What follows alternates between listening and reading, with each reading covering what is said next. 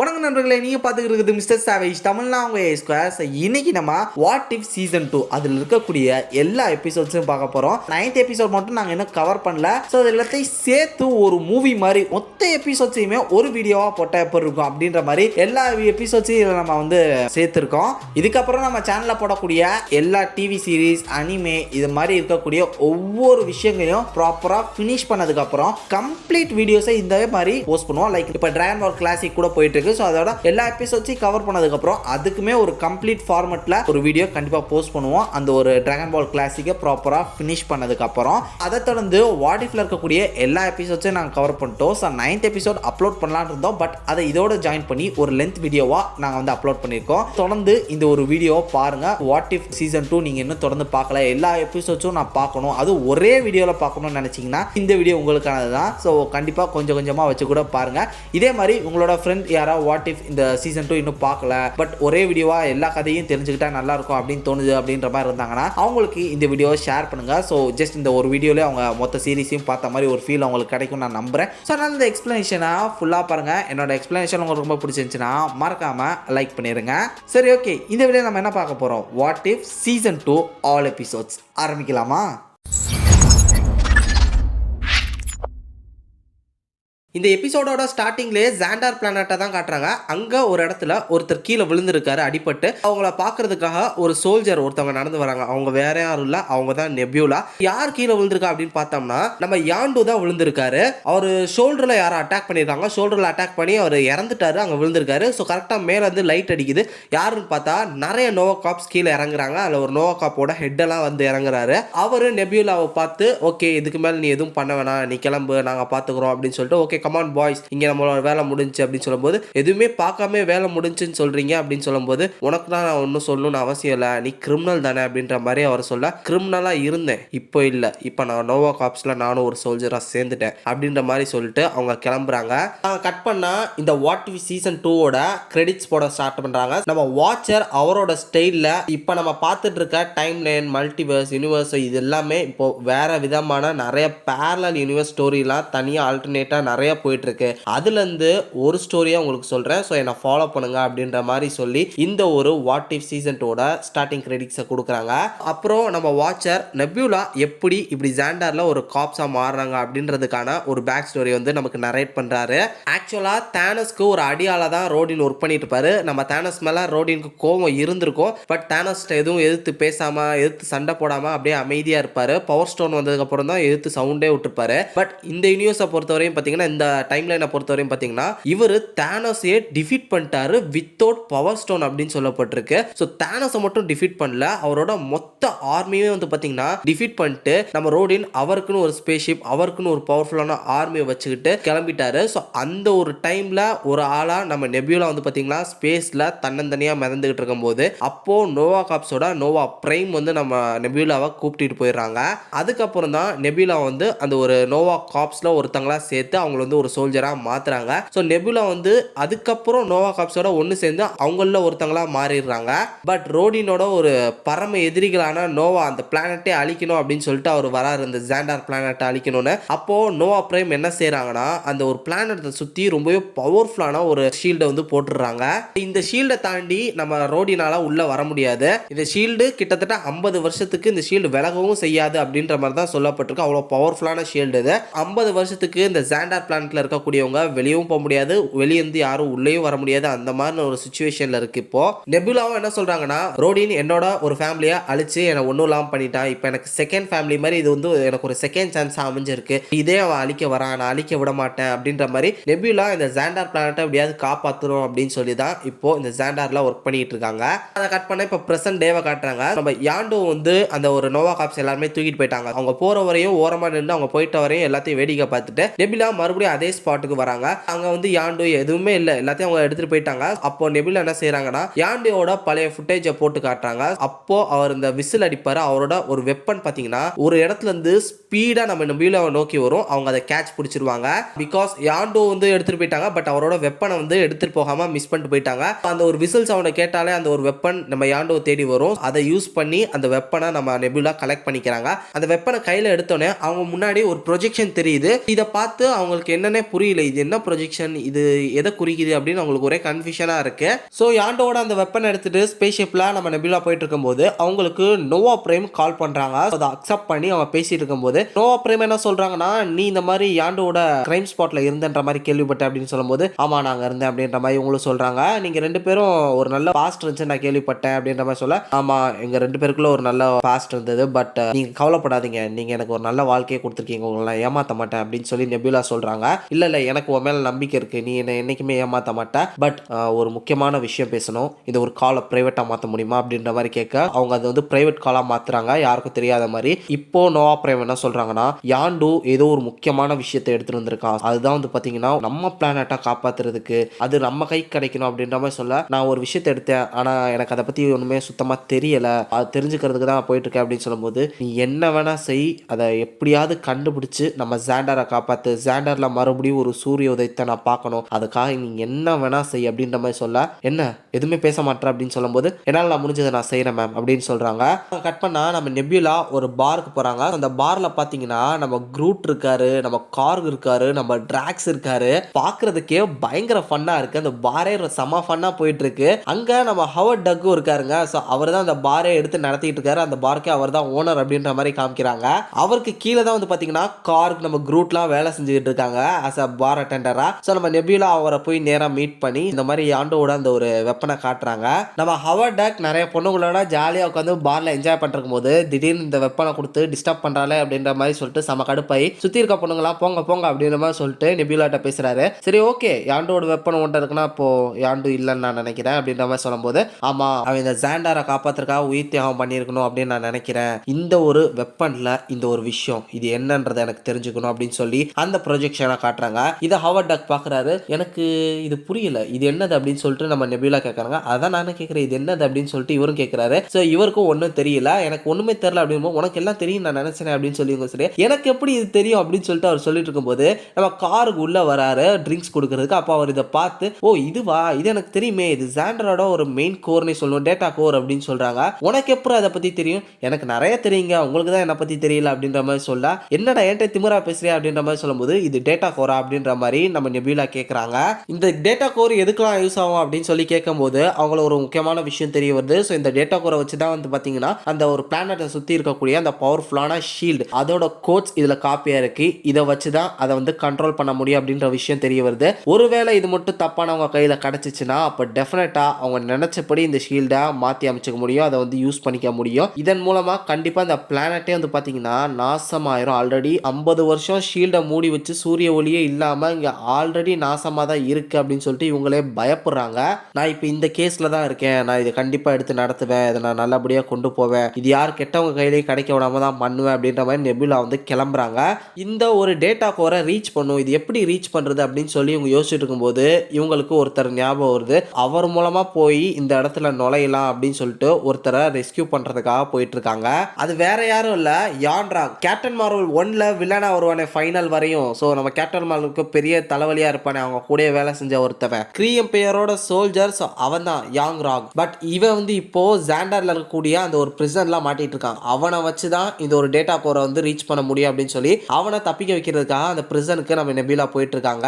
நம்ம நெபுலா அவரை மீட் பண்ணி அவங்கள ரிலீஸ் பண்ணிடுறாங்க. ரிலீஸ் பண்ணது மட்டும் இல்லாம, நான் தான் உன்னை அரெஸ்ட் பண்ணேன், ஆனா உன்னை வெளியே விடுறதுக்கும் என்னால் மட்டும்தான் முடியும், நான் நினைச்சேன்னா உன்னை ஒரு ரெக்கமெண்டேஷன் மூலமா உன்னை பிரிசன்ல இருந்து டோட்டலா உன்னை ரிலீஸ் பண்ண முடியும், அதுக்கு நீ எனக்கா அவனு செய்யணும்னு சொல்லிட்டு அவர்கிட்ட டீல் பேசுற மாதிரி டீல் பேசி அந்த ஒரு பிரிசன்ல இருந்து அவங்க ரெண்டு பேரும் சேர்ந்து தப்பிக்கிறாங்க. அங்க இருக்கக்கூடிய காப்ஸ் எல்லாம் இவங்களை அரெஸ்ட் பண்றதுக்காக வரும்போது நெபுலா இன்டெலிஜென்ட்டா என்ன செய்யறாங்கன்னா அங்க இருக்கக்கூடிய எல்லா பிரிசன் கேட்சையும் திறந்து விட்டுறாங்க. ஸோ அவங்களுக்குள்ள ஒரு பெரிய ஃபைட் போயிட்டு இருக்கும்போது அதை டைவர்ட் பண்ணி இவங்க ரெண்டு பேரும் எஸ்கேப் ஆயிடுறாங்க. அங்க இருந்து தப்பிச்சு இவங்க போக வேண்டிய இடத்துக்கு போறாங்க. அவங்க வந்து பிளானட்டுக்கு ரொம்பவே கீழே, பிளானட்டுக்கு அடியில் அவங்க போகணும். பிளானட்டோட ஒரு மைய கோர்னே சொல்லலாம். அங்கதான் இப்ப போயிட்டு இருக்காங்க. நிறைய படிக்கட்டுகள் இருக்கு. இதுல போயிட்டு இருந்தா விடிஞ்சிரும் அப்படின்ற மாதிரி ரெண்டு பேரும் கடுப்பாய் பேசிட்டு இருக்கும்போது டக்குன்னு நம்ம யாண்ட்ராக் என்ன செய்யறாருன்னா அவர் சைட்ல ஒரு செவுதை உடச்சு பார்க்கும்போது அங்க நிறைய வயர் லைன்ஸ் இருக்கு, இது மூலமா போலாம் அப்படின்ற மாதிரி சொல்லி அவங்க ரெண்டு பேரும் அதுல சறுக்கிக்கிட்டு செம்ம ஸ்பீடா அங்க இறங்குறாங்க.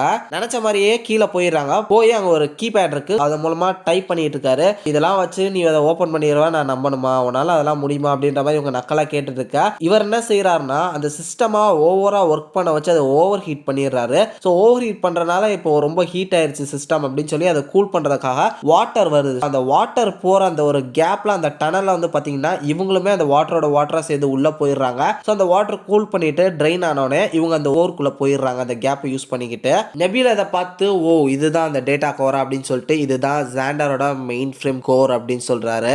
இதை எந்த விதமான ஆக்சஸும் பண்ண முடியாது. Like pen drive, hard disk, wire இதை வச்சு எதை வச்சும் இதை கண்ட்ரோல் பண்ண முடியாது. ஒன்லி சைபாக்ஸால மட்டும்தான் இதை கண்ட்ரோல் பண்ண முடியும் அப்படின்னு சொல்ல நம்ம நெபியூலா போறாங்க. அவங்களோட ஹெட்ல அந்த ஒரு கோர் வந்து ஒன்னே ஒட்டிக்குது. நான் சொன்னேன்ல அப்படின்ற மாதிரி ஆண்ட்ராக் சொல்றாரு. உடனடியா நம்ம நெபியூலா அதுல இருக்கக்கூடிய அந்த கோட்ஸை வந்து அவங்களோட மைண்ட்ல டவுன்லோட் பண்ணி காப்பி பண்ணிட்டு இருக்காங்க. அந்த டைம்ல ஆண்ட்ராக் என்ன செய்யறாருன்னா பின்னாடி இருந்து வந்து அவங்களோட ஹெட்ல ஒரு பென்ட்ரைவை குத்தி அவங்களோட டேட்டால ஏறின எல்லாத்தையும் இவர் காப்பி பண்ணிக்கிட்டு அதை லாக் அவுட் பண்ணிடுறாரு. இங்க நம்ம நெபியூலாக்கு ஒண்ணுமே புரியாம அவங்க செம டயர்ட் ஆகி கத்துறாங்க. இதை யூஸ் பண்ணிட்டு அந்த சிஸ்டம் மறுபடியும் ஓவர் ஹீட் ஆயிடுச்சுன்னு சொல்லி தண்ணி வரும்போது ஜாண்டரை பத்தி கவலைப்படாத, ரோடின் அதை பத்தி நிறைய பிளான்ஸ் வச்சிருக்காரு, அதை வச்சு நாங்க நிறைய பிளான்ஸ் பண்ணிட்டு இருக்கோம் அப்படின்ற மாதிரி சொல்லிட்டு இவர் அந்த பென்ட்ரைவ் காப்பி பண்ண பென்ட்ரைவ் எடுத்துட்டு அந்த வாட்டர் மறுபடியும் வந்ததுக்கு அப்புறம் வந்த வழியாவே அவர் போயிடுறாரு. நெபியூலாவும் வந்து பாத்தீங்கன்னா அதே வழியா தப்பிச்சு போலான்னு பார்க்கும்போது அந்த வழி மூடிது. சுத்தி பார்க்கும்போது இன்னொரு எக்ஸிட் வழி தெரியுது. ஸோ அது மூலமா நம்ம நெபியூலா எப்படியோ கஷ்டப்பட்டு எஸ்கேப் ஆகி வந்துடுறாங்க. வெளியே வந்தா எப்படியோ ஃபைனலாக தப்பிச்சு வந்துட்டா பாரு அப்படின்ற மாதிரி சொல்லிட்டு 2 பேர் நடந்து வந்துட்டு இருக்காங்க. பார்த்தா நம்ம யாண்ட்ராக் அண்ட் நம்ம நோவா பிரைம். ஸோ இவங்க 2 பேருமே அவங்க முன்னாடி நிற்கிறாங்க. இதை பார்த்து நெபியூலாக்கு பயங்கரமான ஷாக்கு. ஸோ இவங்க 2 பேரையும் பார்த்ததுக்கு அப்புறம் ஓகே இதெல்லாம் உங்களோட பிளான் தானா, யாண்டோவை கொன்னு அவரோட கேஸ் என்ன எடுக்க வச்சு இவனை ரிலீஸ் பண்ண வச்சு இந்த ஒரு இடத்துக்கு வந்து அந்த டேட்டா கோட்ஸை ஒன்லி சைபாக்ஸால மட்டும்தான் ஆக்சஸ் பண்ண முடியும்ன்றதை தெரிஞ்சு என்ன வேணுக்குள்ளே இதுக்குள்ள கொண்டு வந்திருக்கீங்க, இது எல்லாமே உங்களோட பிளான் கரெக்டா, ஆனா ஏன் இதை செஞ்சீங்க, வெக்கமா இல்லை அப்படின்ற மாதிரி சொல்லும் போது நம்ம நோவா பிரைம் என்ன சொல்றாங்கன்னா ரோடின் எனக்கு ஒரு ஆஃபர் கொடுத்துருக்கான், அவன் வந்தாலுமே என்னதான் ஜாண்டாருக்கு ஒரு முக்கியமான ஒரு லீடரா போடுவேன் அப்படின்ற மாதிரி சொல்லியிருக்கான், கண்டிப்பா நான் அவனை நம்புறேன் அப்படின்ற மாதிரி அந்த ரோடின் பேச்சை கேட்டுட்டு இப்போ இவங்க இவ்வளோ விஷயத்தையும் பண்ணிட்டு இருக்காங்க. கிட்டத்தட்ட மொத்தமா ஜாண்டாரை கொண்டு போய் ரோடின் கையில கொடுத்துட்டு இவங்க பக்கத்துல நிக்க போறேன் அப்படின்ற மாதிரியான வேலை தான் அவங்க பண்ணிட்டு இருக்காங்க. ஆனா என்ன காப்பாத்தி இவ்வளோ பத்திரமா பார்த்துக்கிட்டீங்க, நீங்களே ஏன் இப்படி பண்ணீங்க அப்படின்னும் போது ஏய் நீ ஒரு மிஷின், நீ என்ன வேற ஏதாவது எதிர்பார்த்தியா, நான் ஒன்றும் அப்படிலாம் நினைக்கல அப்படின்ற மாதிரி அவங்க சொல்லி அவங்களோட நோவா காப்ஸை சொல்லி இவளை கொன்றுங்க, இவளை கொன்னுட்டு இவளோட ஒரு சின்ன பாட்டு கூட கிடைக்கூடாது, எல்லாத்தையும் அழிச்சிருங்க அப்படின்ற மாதிரி சொல்லிட்டு அவங்க அங்க வந்து கிளம்புறாங்க. அவங்களும் வந்து பாத்தீங்கன்னா நம்ம நெபுலாவை போட்டு அடின்னு அடிச்சு பொழந்து எடுக்கிறாங்க. அவங்க உடம்புல எலக்ட்ரிக் ஷாக்ஸை கொடுத்து அவங்கள வந்து டார்ச்சர் பண்றாங்க. அவங்க ரோபோ அவங்க வந்து ஒரு சைபாக்ன்றனால அதிகமான டேமேஜஸ் அவங்க பார்ட்ஸ்ல ஏற்படுது. ஸோ ஃபைனலாக அவங்க எல்லாரையுமே அடிச்சு போட்டு அவங்க எல்லாரையும் சமாளிச்சுட்டு அங்கேருந்து ஒரு பெரிய வாட்டர் ஃபாலில் குதிச்சு நம்ம நெபியூலா தப்பிச்சிடுறாங்க. அப்போ ஒரு அண்டர் கிரவுண்டில் நெபியூலா நடந்து வந்துட்டு இருக்காங்க. அவங்க பாடி ஃபுல்லாக உடஞ்சு பயங்கரமான டேமேஜஸ் ஏற்பட்டிருக்கு. அப்போ ஜாண்டால இருக்கக்கூடிய எல்லா மக்களும் வந்து பார்த்தீங்கன்னா நம்ம நெபியூலா நோவா காப்ஸ் அந்த ஒரு ட்ரெஸ் போட்டிருக்காங்கன்றனால அவங்க வந்து எதிர்ப்பு தெரிவித்து கத்துறாங்க. இது மூலமா என்ன தெரிய வருதுன்னா ஜாண்டார்ல உள் மக்கள் மத்தியில் வந்து பார்த்தீங்கன்னா அந்த ஒரு அஃபீஷியல்ஸை கண்டாலே பிடிக்கல அப்படின்ற ஒரு விஷயம் தெரிய வருது. இவங்க மறுபடியும் பாருக்கு வந்து நம்ம ஹவார்ட் டக்கை பார்க்குறாங்க. எனக்கு இந்த மாதிரி ஃபிக்ஸ் பண்ணு, அவங்க என்ன பீட்ரே பண்ணிட்டாங்க அப்படின்ற மாதிரி சொல்லி நெபியூலா டயர்டாகி கீழே விழுந்துறாங்க. ஸோ வேற வழியே இல்லாமல் ஹவார்ட் டக் என்ன செய்யறாருன்னா அவங்க உடம்ப வந்து ப்ராப்பராக எல்லா பார்ட்ஸையும் மாற்றி அரேஞ்ச் பண்ணி நெபியூலாவை ரெடி பண்ணிடுறாங்க. முக்கியமாக நம்ம யாண்டு மண்டையில் இருக்கக்கூடிய அந்த ஒரு ஃபின்னையுமே பார்த்தீங்கன்னா இதில் மாட்டிடுறாங்க. இதன் மூலமாக யாண்டு என்ன பண்ணுவாரோ அதையும் நம்ம நெபியூலால பண்ண முடியும். ஸோ இது எப்படி நம்ம நெபியூலா ஹவார்டை செய்ய வச்சிருப்பாங்கன்னு பார்த்தீங்கன்னா இந்த மாதிரி உன்னோட பார் லைசன்ஸை கேன்சல் பண்ணிடுறோம் அப்படின்னு சொல்லி பயமுறுத்தி ஃபைனலாக அப்படியே செய்ய வச்சுட்டாங்க. இப்போ இவங்க எல்லாருமே ஒரு ஆர்மி மாதிரி கன்ஸ் எல்லாத்தையும் கலெக்ட் பண்ணிட்டு அவங்கள எதிர்த்து ஃபைட் பண்ண போறாங்க. நம்ம நெபியூலா அவங்க இருக்கக்கூடிய ஒரு முக்கியமான ஆஃபீஸ்க்கு போய் பயங்கரமா நம்ம நெபியூலா எல்லாரையும் அட்டாக் பண்ணிட்டு இருக்காங்க. அப்போ கரெக்டாக ஷீல்டு ஓப்பன் ஆக போது ஏய் நாங்கள் ஷீல்டை ஓப்பன் பண்ணிட்டோம், அவ்வளோதான் உங்க கதெல்லாம் முடிச்சு ஒழுங்கு மாதிரியே எங்க டீம்ல வந்து சேர்ந்துக்க அப்படின்ற மாதிரி இவங்க சொல்ல ஏய் நான் உங்க டீம்லலாம் வரப்போறது இல்லடா, இப்போ நீங்க தான் என் டீமுக்கு வருவீங்க, கிட்டத்தட்ட உங்க கதையே முடிஞ்சு அப்படின்னு சொல்றாங்க. கரெக்டாக அங்கே ஷீல்டு ஓப்பன் ஆகிட்டு இருக்கு. ஓகே ஷீல்டு ஓப்பன் ஆகிட்டு இருக்கு நம்ம போகலான்னு சொல்லி ரோடினோட ஸ்பேஸ் உள்ள வரும்போது டக்குன்னு ஷீல்டு மூடுது. அப்போ நடுவில் சிக்கிக்கிட்ட ரோடினோட ஷிப்பு சுக்கு நூறா நொறுங்கி அதில் ரோடினுமே இறந்து போயிடாரு. இதை பார்த்து உங்களுக்கு பயங்கரமான சாக்கு. உங்களை நான் நம்பவே நினைச்சிங்களா, நீங்க இப்படியெல்லாம் பேசும்போதே எனக்கு ஒரு டவுட், என்னடா நோவா பிரைம் வந்து சட்டத்தை தான் பாதுகாக்கணும், சட்டம் தான் எல்லாம் அப்படின்னு பேசிட்டு இருக்கோம், இப்போ திடீர்னு சட்டத்தெல்லாம் விட்டுட்டு என்ன வேணா பண்ணு ஜாண்டாரை காப்பாத்துறதுக்காக அப்படின்ற மாதிரி கொஞ்சம் இறங்கலாம் பேசுறாங்களே. அப்பயே எனக்கு மேல டவுட் வந்தது, அதனால தான் எதுக்கும் இருக்கட்டும் பேக்கப் காப்பி வச்சிருந்தேன் அப்படின்ற மாதிரி சொல்லி அவங்களுக்கு பயங்கர ஷாக்கு கொடுக்குறாங்க. அப்போ அவங்களுக்குள்ள ஒரு பயங்கரமான பேட்டிலே ஏற்படுது. அங்க இருக்கக்கூடிய அடியாள்கள் எல்லாரையும் பாத்தீங்கன்னா நெபியூலாவோட ஃப்ரெண்ட்ஸான கார், நம்ம குரூட், இது மட்டும் இல்லாம ஹவார்ட் டாக்ஸ் அவங்க வந்து பயங்கரமா சண்டை போட்டு அவங்கள வந்து பாதுகாக்கிறாங்க. இங்க நம்ம நெபியூலா நோவா பிரைமோட ஃபைட் பண்ணிட்டு அவங்கள ஒரு கிளிஃப்ல வந்து தொங்க விட்டாங்க. ஸோ கையை கொடுத்து வா நான் உனக்கு காப்பாத்துறேன், ஆனா உன்னை நான் பிரிசன்ல போட்டுருவேன் அப்படின்னு சொல்லும்போது அவங்க இவங்களை சுட வரும்போது கையை ஓங்கி அவங்களே கீழே விழுந்து இறந்துடுறாங்க. ஸோ வானத்தை பார்க்குறாங்க. இப்போ நம்ம ரோடினும் இல்லை, ஷீல்டை ஓப்பன் பண்ணலாம் அப்படின்னு சொல்லிட்டு ஷீல்டை ஓப்பன் பண்ணுறாங்க. அங்கே ரொம்ப நாள் கழிச்சு, ரொம்ப வருஷங்கள் கழிச்சு ஜாண்டார்ல சன்லைட் படுது. நம்ம ஹார்வர்ட் டக் வந்து என்னோட லைசன்ஸை கேன்சல் பண்ணிட மாட்டே அப்படின்ற மாதிரி கேட்டு அதெல்லாம் பண்ண மாட்டேன் போ போ அப்படின்ற மாதிரி சொல்லிட்டு நெபுலா மாசா சொல்றாங்க. இங்கே அவங்கள சுற்றி இருந்தக்கூடிய எல்லா எதிரிகளையும் நெபுலா டிஃபீட் பண்ணிட்டாங்க. இப்போ ஜாண்டார்லையும் ஒரு மெயின் ஹெட் இல்லை. டெஃபினட்டா ஜாண்டாருக்கு ஒரு நல்ல லீடரா நெபுலா இருப்பாங்க இதுக்கப்புறம் அப்படின்ற ஒரு நம்பிக்கையை நெபுலா கொடுக்குறாங்க. ஸோ இதோட இந்த ஒரு வாட் இஃப் எபிசோட் 1 முடிஞ்சிருக்கு. சரி ஓகே ஃப்ரெண்ட்ஸ், இன்னைக்கு நம்ம பார்க்க போகிறது வாட் இஃப் சீசன் 2 எபிசோட் 2 ஆரம்பிக்கலாமா? இந்த எபிசோடோட ஸ்டார்டிங்கில் நம்ம பிளானட்டோட அட்மாஸ்பியரில் எக்ஷல் மாதிரியான ஒரு ஸ்பேஸ்ஷிப் ஒன்று நுழையுது. இதை பார்த்து யூஎஸ் மிலிட்ரியோட ஆர்மி ஃபைட்டர் ஜெட்ஸ் எல்லாத்தையும் அதை ஃபாலோ பண்ணி அதை ஷூட் பண்ணுறாங்க. ஏகப்பட்ட மிசைல் அட்டாக்ஸ்லாம் அந்த எக்ஷல் மேலே பண்ணியும் ஒரு பிரயோஜனமும் இல்லை. அது நேராக யூஎஸ் தேடி வருது. நம்ம நியூயார்க் சிட்டியை கரெக்டாக வந்து அட்டாக் பண்ணுது. இது எந்த டைம் பீரியட்னு பார்த்தீங்கன்னா 1988 நியூயார்க்கில் இந்த ஒரு எக்ஷல் கரெக்டாக வந்து விழுகுது. மொத்த போலீஸும் வந்து அந்த எக்ஷலை சுடுறாங்க. அதுலேருந்து ஒரு பையன் இறங்கி வரான். அவன் வேற யாரும் இல்லை, அவன் தான் நம்மளோட பீட்டர் க்ரூல் அப்படின்னு சொல்லி நம்ம வாட்சர் சொல்றாரு. கட் பண்ணா வாட் இஃபோட ஸ்டார்டிங் கிரெடிட்ஸ் வந்து போடுறாங்க. இப்போ வாட் இஃப்ல இருக்கக்கூடிய வாட்சர் நமக்கு என்ன நரேட் பண்றாருன்னா, பீட்டர் க்ரூல பத்தி நமக்கு என்ன தெரியும், நம்ம ராவேஜஸ் வருவாங்க, வந்து யாண்டு நம்ம பீட்டர் க்ரூல கூட்டிட்டு போய் அவங்க அப்பாட்ட கூட்டு போய் விடணும், அதுதான் அவரோட மிஷன். பட் அவர் அதை பண்ணாம இவர் தன்னோடைய பீட்டர் க்ரூல வச்சுட்டு ஒன்னா சேர்த்து வளர்த்து அப்படிதான் வந்து பாத்தீங்கன்னா நம்ம பார்த்த பீட்டர் க்ரூலோட அந்த ஸ்டோரி வெர்ஷன் போயிருக்கும். ஆனா இந்த வெர்ஷன்ல என்ன பண்ணிருக்காருன்னா, யாண்டோ அவர் நினைச்ச மாதிரி அவருக்கு அந்த ஒரு மிஷன் கிடைச்ச மாதிரி ப்ராப்பரா எகோட்ட கொண்டு போய் அவரோட பையனான பீட்டருக்குள்ள சேர்த்துறாரு. செலஸ்டியல் பீங்கான எக்கோ தன்னோட பையனை கூப்பிட்டு அவரோட பவர்ஸ், அவரோட ஐடியாஸ் எல்லாத்தையுமே அவர் மைண்ட்ல ஏத்துறாரு. அவங்க அம்மா தனக்குன்னு கொடுத்துட்டு போன கடைசி விஷயமான அந்த ஒரு ஹெட்ஃபோன் அண்ட் அந்த ஒரு மியூசிக் பிளேயர், ஸோ இதை வந்து ஒன்னா மாத்தி ஒரு பவர் சோர்ஸ்ன்ற மாதிரி அவர் கிரியேட் பண்ணி அவரோட கையில கொடுத்து தன்னோட பிளான் அவர்கிட்ட சொல்லி இப்போ தன்னோட பையனையும் அவர் வசமா இழுத்துக்கிட்டாரு. இப்போ அவங்க அப்பா தான் நம்ம பீட்டருக்குள்ள மறுபடியும் இந்த ஒரு வேர்ல்டுக்கு அமைச்சு வச்சிருக்காரு இந்த பிளானட் அழிக்கிறதுக்கு. கட் பண்ணா இங்க நடந்துட்டு இருக்கக்கூடிய இந்த மொத்த டிஸ்ட்ரக்ஷனையும் நம்ம Peggy Carter and Howard Stark இவங்க ரெண்டு பேரும் பார்த்துட்டு இருக்காங்க. இந்த சின்ன பையன் நம்ம பிளானட்ல இறங்கி கொஞ்ச நேரத்திலே ஏகப்பட்ட டிஸ்ட்ரக்ஷன்ஸ் பண்ணிட்டு இருக்கான் அப்படின்னு சொல்லிட்டு இருக்காரு. ஆனா ரொம்ப சின்ன பையனா இருக்கா, எப்படி தடுத்து நிறுத்துறதுன்னு இவங்க பேசிட்டு இருக்கும்போது பெகி கார்ட்டர் சொல்றாங்க, நம்மளால மட்டும் அவனை தடுத்து நிறுத்த முடியாது, இதுக்கு ஒரு டீம் வேணும் அப்படின்னு சொல்லிட்டு அவங்க ஒரு டீமை காட்டுறாங்க. ஏன்னா வெளாரியா, எனக்கு அவனுக்கு தான் சண்டை அப்படின்னு தெரியும்ல, சண்டை என்னலாம் பார்த்துட்டு இருந்தீங்கன்னா உலகத்தை காப்பாற்ற முடியாது அப்படின்னு சொல்லி பெகி கார்ட்டர் அவரை கூப்பிடுங்க அப்படின்னு சொல்றாங்க.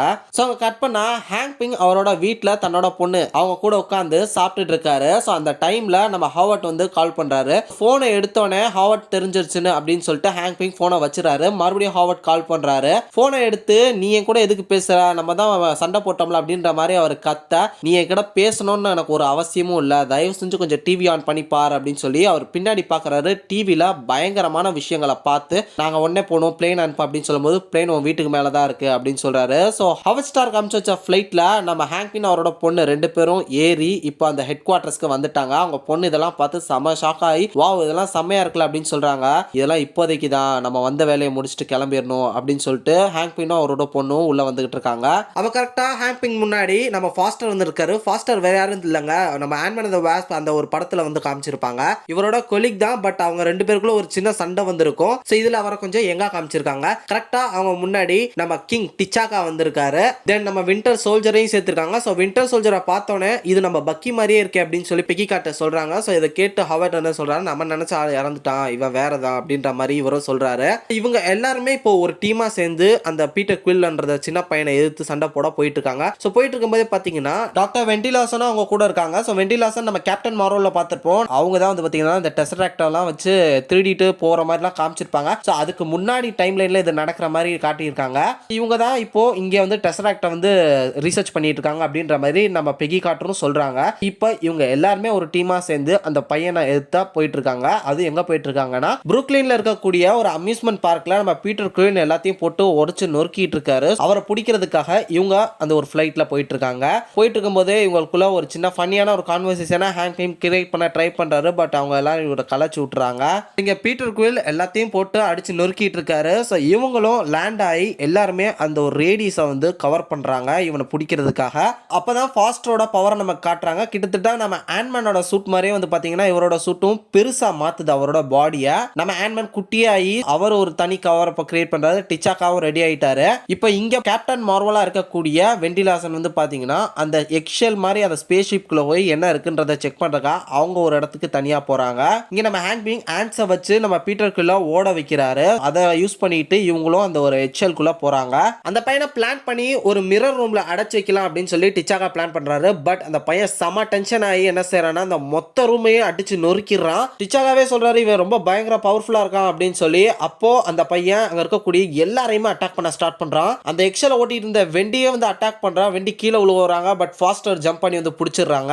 இவன் ரொம்ப அட்டாக் பண்றான், ரொம்ப பவர்ஃபுல்லா இருக்கான், இவன்ட்டெல்லாம் இப்போதைக்கு நம்மளால சண்டை போட முடியாதுன்னு சொல்லிட்டு எல்லாரும் மறுபடியும் ஸ்பேஸ் ஷிப்ல ஏறி ஓடலாம் அப்படின்னு பாக்குறாங்க. பட் அவன் அந்த ஸ்பேஸ் ஷிப்பே பிடிச்சி கிரஷ் பண்ண வரான். அப்புறம் மேகத்துல பயங்கரமான ஒரு இடி வந்து இவனை தாக்குது. பார்த்தா நம்ம தோர் மாசா வந்து லேண்ட் பண்றாரு. அந்த தண்டர் அடிச்சதுக்கே அவன் மயங்கி விழுந்துட்டான். இவன் தோரை பார்த்து ஓ நீங்க தானா அது அப்படின்னு சொல்லிட்டு மயங்கி விழுந்துடுறான். அங்க கட் பண்ணா ஹெட் குவார்டர்ஸ்ல நம்ம தோர் எல்லா ரல்ம்லயும் இவன் வந்து அழிச்சுக்கிட்டு இருக்கான். இவங்க அப்பா ஒரு செலஸ்டியல் பீயிங், அவன் போற பிளானட்ஸ்ல எல்லாம் இந்த சீடை வச்சுட்டு வந்துருவான். ஸோ இது மூலமா அங்க இருக்கக்கூடிய மொத்த எனர்ஜி அவன் அப்சர்வ் பண்ணி அந்த பிளானட்டே அழிச்சிருவான் அப்படின்னு சொல்லி அவங்க அப்பாவோட பிளான். இவனை பத்தி இவன் அழிச்சிட்டு இருக்க ரல்ம்ஸ் இதை பத்தி எல்லாம் சொல்லிட்டு இருக்காரு. இப்போ அந்த எர்த் தான் வந்து பாத்தீங்கன்னா ரிமைண்டர். ஸோ இதையும் அவன் அழிச்சிருவான் அப்படின்ற மாதிரி நம்ம தோர் இந்த விஷயங்கள் எல்லாத்தையும் இவங்க கிட்ட சொல்லிட்டு இருக்காரு. கட் பண்ணா நம்ம ஹோப் வந்து பாட்டு கேட்டுக்கிட்டே எதையுமே பார்க்காம எல்லாருமே ஓபன் பண்ணிட்டு வரும்போது நம்ம பீட்டருக்குள்ள பார்த்து இந்த பாட்டை ஓபன் பண்றாங்க. அதான் ஹெட்போன் இல்லாம ஜஸ்ட் அதை வந்து அவுட்டாவே கேட்ட விடுறாங்க. அதை அவரும் கேட்கிறாரு. உடனே ஆஃப் பண்ணிட்டு ஏன் உனக்கு பிடிக்கல அப்படின்னு கேட்கும்போது எங்க அம்மாவோட ஃபேவரட் சாங் அது, எனக்கு இந்த மாதிரி பாட்டு கேட்கறது ரொம்ப பிடிக்கும் அப்படின்னு சொல்லிட்டு ரெண்டு சின்ன பசங்களும் பேசிக்கிட்டு இருக்காங்க. பீட்டருக்குள்ள பேசுறதெல்லாம் கேட்ட ஹோப்புக்கு இவன் ரொம்ப நல்லவன் தான், இவன் தப்பெல்லாம் பண்றவன் மாதிரி இல்ல, இவங்க வீட்டுக்கே இவன் போட்டோம் அப்படின்னு சொல்லி அந்த ஒரு கேஜை வந்து பாத்தீங்கன்னா சின்னதாக்கி அதை கையில எடுத்துட்டு ஓட ஆரம்பிக்கிறாங்க. ஸோ மொத்த இடத்துலயும் அலாரம் அடிக்க ஆரம்பிக்குது. ஹோப் எங்க என்னோட ஐடென்டி கார்டுங்க என்ன ஆச்சு அப்படின்னு சொல்லிட்டு நம்ம ஹேங்க் பின்னும் பாத்தீங்கன்னா எல்லாரையும் துரத்திட்டு ஓடுறாங்க. ரொம்ப தூரம் வந்து ஹோப் அந்த ஒரு கூண்டை வந்து பெருசாக்கி அதை ஓபன் பண்ணிடுறாங்க. அதுல இருந்து பீட்டருக்குள்ள மறுபடியும் வெளியே வர வச்சு அவங்களோட அந்த ஒரு ஹெட்போன் அந்த மியூசிக் ரெக்கார்டரையும் அவர்கிட்ட கொடுத்து இந்த மாதிரி வச்சு கேட்டுக்க அப்படின்னு சொல்லி கொடுக்குறாங்க. இது உங்க அம்மாவோடது ஹோப் அப்படின்னு சொல்லும்போது இல்ல இது ஒன்டே இருக்கட்டும் அப்படின்னு சொல்லி ஹோப் அதை கொடுத்துறாங்க. கொடுத்துட்டு உனக்கு பிடிச்ச இடத்துக்கு உங்க வீட்டுக்கு போ அப்படின்ற மாதிரி அமுச்சு வச்சிடறாங்க. இங்க நம்ம ஹேங்க்பிங் வந்து நம்ம ஹோப்பை பார்த்து உனக்கு ஒன்றும் அவளையே எங்க அவன் ஏன் இதெல்லாம் பண்ண அப்படின்னு சொல்லிட்டு கேட்கும்போது இப்போ எல்லாருமே உட்கார வச்சு ஹோப் உட்கார வச்சு எல்லாருமே கேட்டுட்டு இருக்காங்க ஏன் இந்த மாதிரி பண்ணனு. நம்ம ஹோப் என்ன சொல்றாங்கன்னா அவன் ஒரு சின்ன பையன் ரொம்ப நல்லா வந்தான், அவங்க அப்பா தான் அவனை இப்படி ஆக்கிட்டாங்க, அவன் அவனோட வீட்டுக்கு போகணும்னு ஆசைப்படுறான், அவங்க வீடு முசூரியில இருக்கு. ஸோ இது மாதிரி எல்லாத்தையும் சொல்றாங்க. நம்ம ஹோப் என்ன சொல்றாங்கன்னா நான் உங்களுக்கு அவன் எங்க போயிருக்கான்றத சொல்றேன், ஆனா நீங்க அவனை கொல்லக்கூடாது, நீங்க அவனை கொல்ல மாட்டீங்கன்னா அவன் எங்க போயிருக்கான்றத நான் சொல்றேன் அப்படின்ற மாதிரி அவங்க அப்பாட்டா ப்ராமிஸ் வாங்குறாங்க. ஏன்னா இங்க பாதி பேர் வந்து பாத்தீங்கன்னா அவனை கொல்லணுன்ற மாதிரி பேசுறாங்க, மீதி பேர் அவனை திருத்தலாம், அவனை பிடிச்சி வச்சு அவனை ரிசர்ச் பண்ணலாம் அப்படின்ற மாதிரி பேசுறாங்க. இதனாலேயே ஹோப்புக்கு இவங்க மேல ஒரு ஹோப் வரல. அதனாலதான் ப்ராமிஸ் வாங்கி அவன் இருக்கிற இடத்த அவங்க அப்பாட்ட மட்டும் சொல்றாங்க. கரெக்டா இந்த இடத்துல அவங்களுக்கு ஒரு விஷயம் தெரிய வருது. ஹோப் வந்து அவங்க அப்பாட்ட மட்டும்தான் இதை சொல்றாங்கன்ற காரணத்தினால அந்த பையனை தேடி அவங்க அப்பாவையும் டாக்டர் வேண்டிலாசனையும் அங்க அமுச்சு வைக்கலாம் அந்த பையனை தேடி அப்படின்னு சொல்லி அவங்க ரெண்டு பேரும் இந்த டீம்ல இருந்து தனித்தனியா ஸ்பிளிட் பண்றாங்க. இப்போ நம்ம எகோ என்ன பண்றாருன்னா அவரோட பையன் கூட பேச ட்ரை பண்றாரு. பட் அவரோட பையன் கூட தன்னால பேச முடியல, கனெக்ட் ஆக முடியல. அவர் அந்த ஹெட்போன்ஸை போட்டுட்டு அவங்க அப்பா சொல்றது கேட்க கூடாது அப்படின்னு முடிவெடுத்து முசூரிக்கு போயிட்டு இருக்காரு. ஸோ இப்போ இவருக்கு கோவம் வந்துருச்சு. சரி ஓகே நான் என்ன செய்யணும்னு நினைச்சேனோ அதை நானே செய்யறேன், வேற வழி இல்லை அப்படின்ற மாதிரி அவர் ஏர்த்துக்கு வந்துட்டு இருக்காரு. அவர் ஏர்த்துக்கு வரான்ற விஷயம் தெரிஞ்சு பேலன்ஸ் அங்க இருக்கக்கூடிய அந்த டீம் மெம்பர்ஸ் எல்லாருமே அவர் முன்னாடி போய் நிக்கிறாங்க. இப்போ எகிகாட்டர் இவங்க எல்லாருமே டேங்க் எல்லாம் எடுத்துட்டு அவங்க முன்னாடி போய் நிக்கிறாங்க. இங்க நம்ம Thor, Black Panther and Frost, so இங்க 3 பேருமே நின்றுட்டு இருக்காங்க.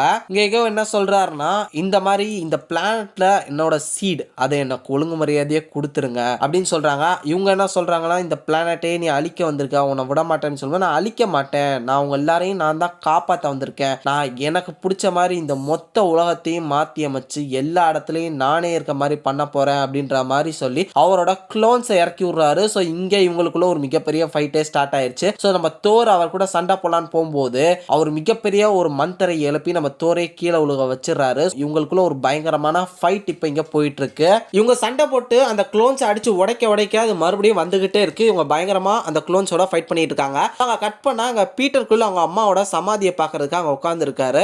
இங்க ஹேங்க்பிங் அவங்க கூட வந்து பேச்சுவார்த்தை நடத்திட்டு இருக்காரு அவரை மறுபடியும் கூட்டிட்டு போறதுக்காக.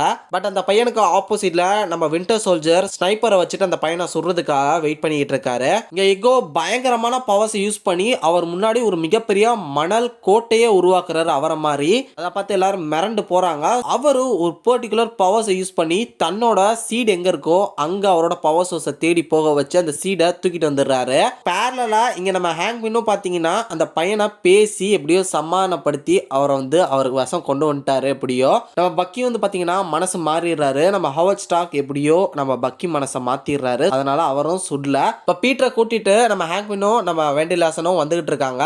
எங்க எக்கோ வந்து பாத்தீங்கன்னா அந்த ஒரு சீடை தூக்கிட்டாரு. இப்போ மொத்த ஹீரோஸும் பாத்தீங்கன்னா அந்த குளோன்ட்ட மாட்டிக்கிட்டு தவிச்சிட்டு இருக்காங்க, எப்படி தப்பிக்கணும்னே தெரியாம. நம்ம வெண்டிலாசன் அண்ட் ஹேங்க் பின் வந்து பாத்தீங்கன்னா அந்த பையன் பீட்டர் குயில கூட்டிட்டு வந்துட்டாங்க. சோ இங்க பீட்டர் குயில கூட்டிட்டு ஆண்ட்மேன் வந்து பாத்தீங்கன்னா சின்னதா மாறி அந்த ஒரு சீட்லிங்க எடுத்துட்டு அவங்க அப்பா முன்னாடி போய் நிக்கிறாங்க.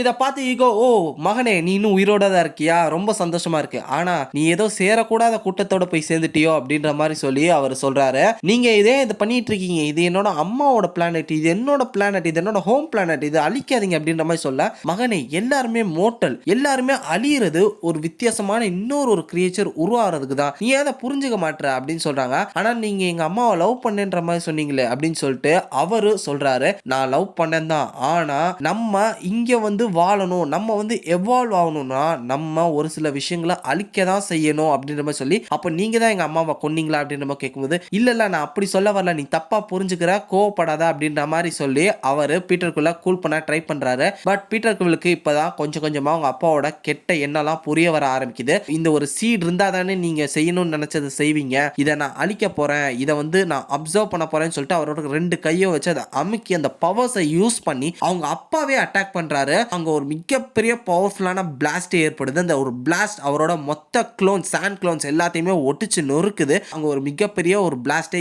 ஏற்படுது. அங்க ஆண்ட்மேன் மட்டும் அவரோட மாஸ்கை கழட்டிட்டு பாக்குறாரு. பீட்டர் மட்டும் இருக்காரு. பீட்டர் உனக்கு ஒன்றும் ஆகலை அப்படின்னு சொல்லிட்டு போய் அவரை கட்டிப்பிடிக்கிறாரு. இவங்க எல்லாருக்குமே தெரிய வந்துருச்சு, இப்போ எக்கோ வந்து அழிச்சிட்டாரு. அது மட்டும் இல்லாம இப்போ பீட்டர் குரில் செம பவர்ஃபுல்லான ஒரு செலஸ்டியல் பீயிங் அந்த ஒரு ரேஞ்சுக்கும் போயிட்டாரு. இங்க பிரச்சனை எல்லாம் முடிஞ்சிருச்சு அப்படின்னு சொல்லிட்டு எல்லாருமே ஒரு ஹாப்பியான ஒரு ஃபேர்வெல் பார்ட்டி வந்து கொண்டாடிட்டு இருக்காங்க. இப்போ எல்லாருமே டீமா சேர்ந்து ஒர்க் பண்ணி ஒரு பயங்கரமான மிஷனை சக்சஸ் பண்ணிட்டோம் அப்படின்னு சொல்லி எல்லாருமே ஒரு ஃபேமிலி மாதிரி சேர்ந்து சாப்பிட்டுட்டு சந்தோஷமா பார்ட்டி பண்ணிட்டு இருக்காங்க. அப்ப நம்ம தோர் என்ன சொல்றாருன்னா, ஓகே பார்ட்டி பண்ணதெல்லாம் போதும், இங்க நம்ம எக்கோ அழிச்சிட்டோம்னு நினைச்சாலும் அவனோட பிளானட் இன்னும் இருக்கு, அது மூலமா இன்னும் நிறைய தப்பான விஷயங்கள் நடக்கிறதுக்கான சான்சஸ் இருக்கு அப்படின்னு சொல்லி போகும்போது, ஹே தண்டர் பிரதர் என்ன நீ மட்டும் தனியா போறியா, நம்மளாம் இப்போ ஒரு டீம் பா அப்படின்ற மாதிரி சொல்ல, என் கூட நீங்க வரணும்னு நினைச்சீங்கன்னா அப்போ வாங்க எல்லாரும் ஒன்னா போவோம் அப்படின்ற மாதிரி சொல்லி எல்லாருமே ஒரு டீமா சேர்ந்து பவர்ஃபுல்லான ஒரு அவெஞ்சர்ஸா இப்போ எல்லாரும் ஒன்னு சேர்ந்து போயிட்டு இருக்காங்க அந்த ஒரு பிளானட்டை அழிக்கிறதுக்காக. இதோட இந்த வாட் இஃப் சீசன் 2 எபிசோட் 2 முடிஞ்சிருக்கு. இன்னைக்கு நம்ம பார்க்க போறது வாட் இஃப் சீசன் 2 எபிசோட் 3 ஆரம்பிக்கலாமா? இந்த எபிசோடோட ஸ்டார்டிங்லேயே அயன்மேன், கேப்டன் அமெரிக்கா, நட்டாஷா இவங்க 3 பேர் சேர்ந்து ஒரு பர்பிள் கலர் மான்ஸ்டரோட சண்டை போட்டுட்டு இருக்காங்க. யார் அந்த மான்ஸ்டர், எதுக்குடா இவங்க கூட சண்டை போட்டுட்டு இருக்காங்க, என்ன ஆச்சு அப்படின்னு நமக்குலாம் நிறைய கேள்வி இருக்கும். அதே தான் வாட்சரும் சொல்றாரு, உங்களுக்கு நான் வந்து கதை சொல்றேன் என் கூட வாங்க அப்படின்ற மாதிரி அவர் ஸ்டைல அந்த ஸ்டார்டிங் கிரெடிட்ஸை சொல்லி முடிக்கிறாரு. இப்போ இந்த யூனிவர்ஸ்ல இந்த ஒரு வாட் இஃப்ல என்ன நடக்குது அப்படின்றத நம்ம வாட்சர் சொல்றாரு. ஜஸ்டின் அமர் நம்ம எல்லாருக்குமே தெரியும், அயன்மேன் 2ல ஒரு மெயின் வில்லனாவே வந்திருப்பாரு. அவர் வந்து பாத்தீங்கன்னா அரெஸ்ட் பண்ணி அவர் ஜெயில போட்டதுக்கு அப்புறம் செம கடுப்பாயிட்டு இருக்காரு டோனி ஸ்டார்க் மேல. அங்க இருக்கக்கூடிய மேகசின்ஸ்லாம் பார்த்து இவனோட டெக்னாலஜி எப்படியா திருடிடணும் அப்படின்னு சொல்லி ஜெயில இருந்து தப்பிச்சு 2 ரஷ்யன்ஸை கூப்பிட்டுக்கிட்டு அவரோட டவரை நோக்கி இப்போ வராரு. அதுதான் வந்து பாத்தீங்கன்னா இப்போ காட்டுறாங்க. இப்போ அவெஞ்சர்ஸ் எல்லாருமே கிறிஸ்மஸ் டைம்ன்றனால எல்லாருமே வெக்கேஷன்ஸ்க்கு வந்து அப்படியே போய் சுத்திக்கிட்டு இருக்காங்க. செம ஜாலியா அவங்க வந்து லீவ்ல இருக்காங்க. இங்க நம்ம ஹாப்பி ஹோகன் வந்து பாத்தீங்கன்னா அந்த கிறிஸ்மஸ் ஃபீவரை இந்த மொத்த டவர்லயும் கொண்டு வரணும் இந்த அவெஞ்சர்ஸ் டவர்ல அப்படின்னு சொல்லிட்டு எல்லாருமே அந்த கிறிஸ்மஸ்க்கான அந்த ஒரு டெக்கரேஷன்ஸ் வந்து பண்ணிட்டு இருக்காங்க. ஆஃபீஸ் இது மட்டும் இல்லாம அந்த அயன் லீஜியன்ல இருக்கக்கூடிய அந்த அயன் ராபோட்ஸ் எல்லாம் வச்சு நம்ம அவெஞ்சர்ஸ் டவர் மேலே ஒரு மிகப்பெரிய தொப்பியெல்லாம் வச்சு செமையா அழகா பண்ணிட்டு இருக்காங்க. நம்ம ஹாப்பி ஹோகன் கூட டார்சியும் ஒர்க் பண்ணிட்டு இருக்காங்க. ஒரு அப்ரசிட்டி மாதிரி அவங்க கூட இப்போதைக்கு வேலை பார்த்துக்கிட்டு இருக்காங்க போல. ஸோ இவங்க எல்லாருமே நம்ம ஹாப்பி ஹோகன் வேலை வாங்கிட்டு இருக்காரு. டேய் நீ அது சைடா நீ இது சைடா அப்படின்னு சொல்லிட்டு அவர் செம்ம டென்ஷன்ல வேலை வாங்கிட்டு இருக்கும்போது நம்ம மரியாதையில மீட் பண்ணி பேசுறாரு. மரியாதையில் என்ன சொல்றாங்கன்னா, இந்த மாதிரி மெயின்டெனன்ஸ் காரணமா ஜாவிஸ் வந்து ஷட் டவுன் பண்ணியிருக்கோம், எனக்கு நிறைய வேலை இருக்கு அப்படின்னு சொல்லிட்டு பேசிட்டு போயிட்டு இருக்கும் போது அவங்கள ஈகிள் ஒன்னு சொல்லி கூப்பிடுறாங்க. என்னது ஈகிள் ஒன்னா அப்படின்னு கேட்கும்போது, ஆமா எனக்கு தான் நிறைய வேலை கொடுத்துருக்காங்க, அதே மாதிரி உனக்கு நிறைய வேலை இருக்கு, நீ அதை பாரு அப்படின்ற மாதிரி சொல்லிட்டு நம்ம ஹாப்பி ஹோகனை அங்கேயே கழட்டி விட்டுட்டு போறாங்க. போய் தொலை அப்படின்ற மாதிரி இவரும் அவருக்கு அவ்வளோ வேலை இருக்குன்னு சொல்லிட்டு செம ப்ரெஷர்ல இருக்காரு. ஸோ டார்சி என்ன செய்யறாங்கன்னா அவங்க கடைக்கு போறேன் அப்படின்னு சொல்லிட்டு வெளியே கதை திறந்து போகும்போது கரெக்டா வரட்டா மாப்ள அப்படின்னு சொல்லிட்டு நம்மளும் உள்ள நுழையிறாரு. வேற யார், நம்ம ஜஸ்டின் ஹேமர் தான். அவர் சொன்ன மாதிரி அந்த 2 ரஷ்யன்ஸை கூப்பிட்டுக்கிட்டு அந்த ஒரு டவருக்குள்ள நுழைஞ்சிட்டாரு. இப்போ எல்லாத்தையும் ஹைஜாக் பண்றதுக்கான வேலையை ஆரம்பிச்சிட்டாரு. நம்மளால இறங்கணும்னு ஜஸ்டின் ஹேமர் உள்ள வந்து யாருமே பயப்படாதீங்கப்பா, அது கிறிஸ்மஸ், நான் எதுவும் பண்ண மாட்டேன், பயப்படாதீங்க அப்படின்ற மாதிரி பேசி இருக்கும்போது டக்குன்னு ரெட் லைட் ஏரியா ஆரம்பிச்சிச்சு. கோட் ரெட் விழுந்துருச்சு.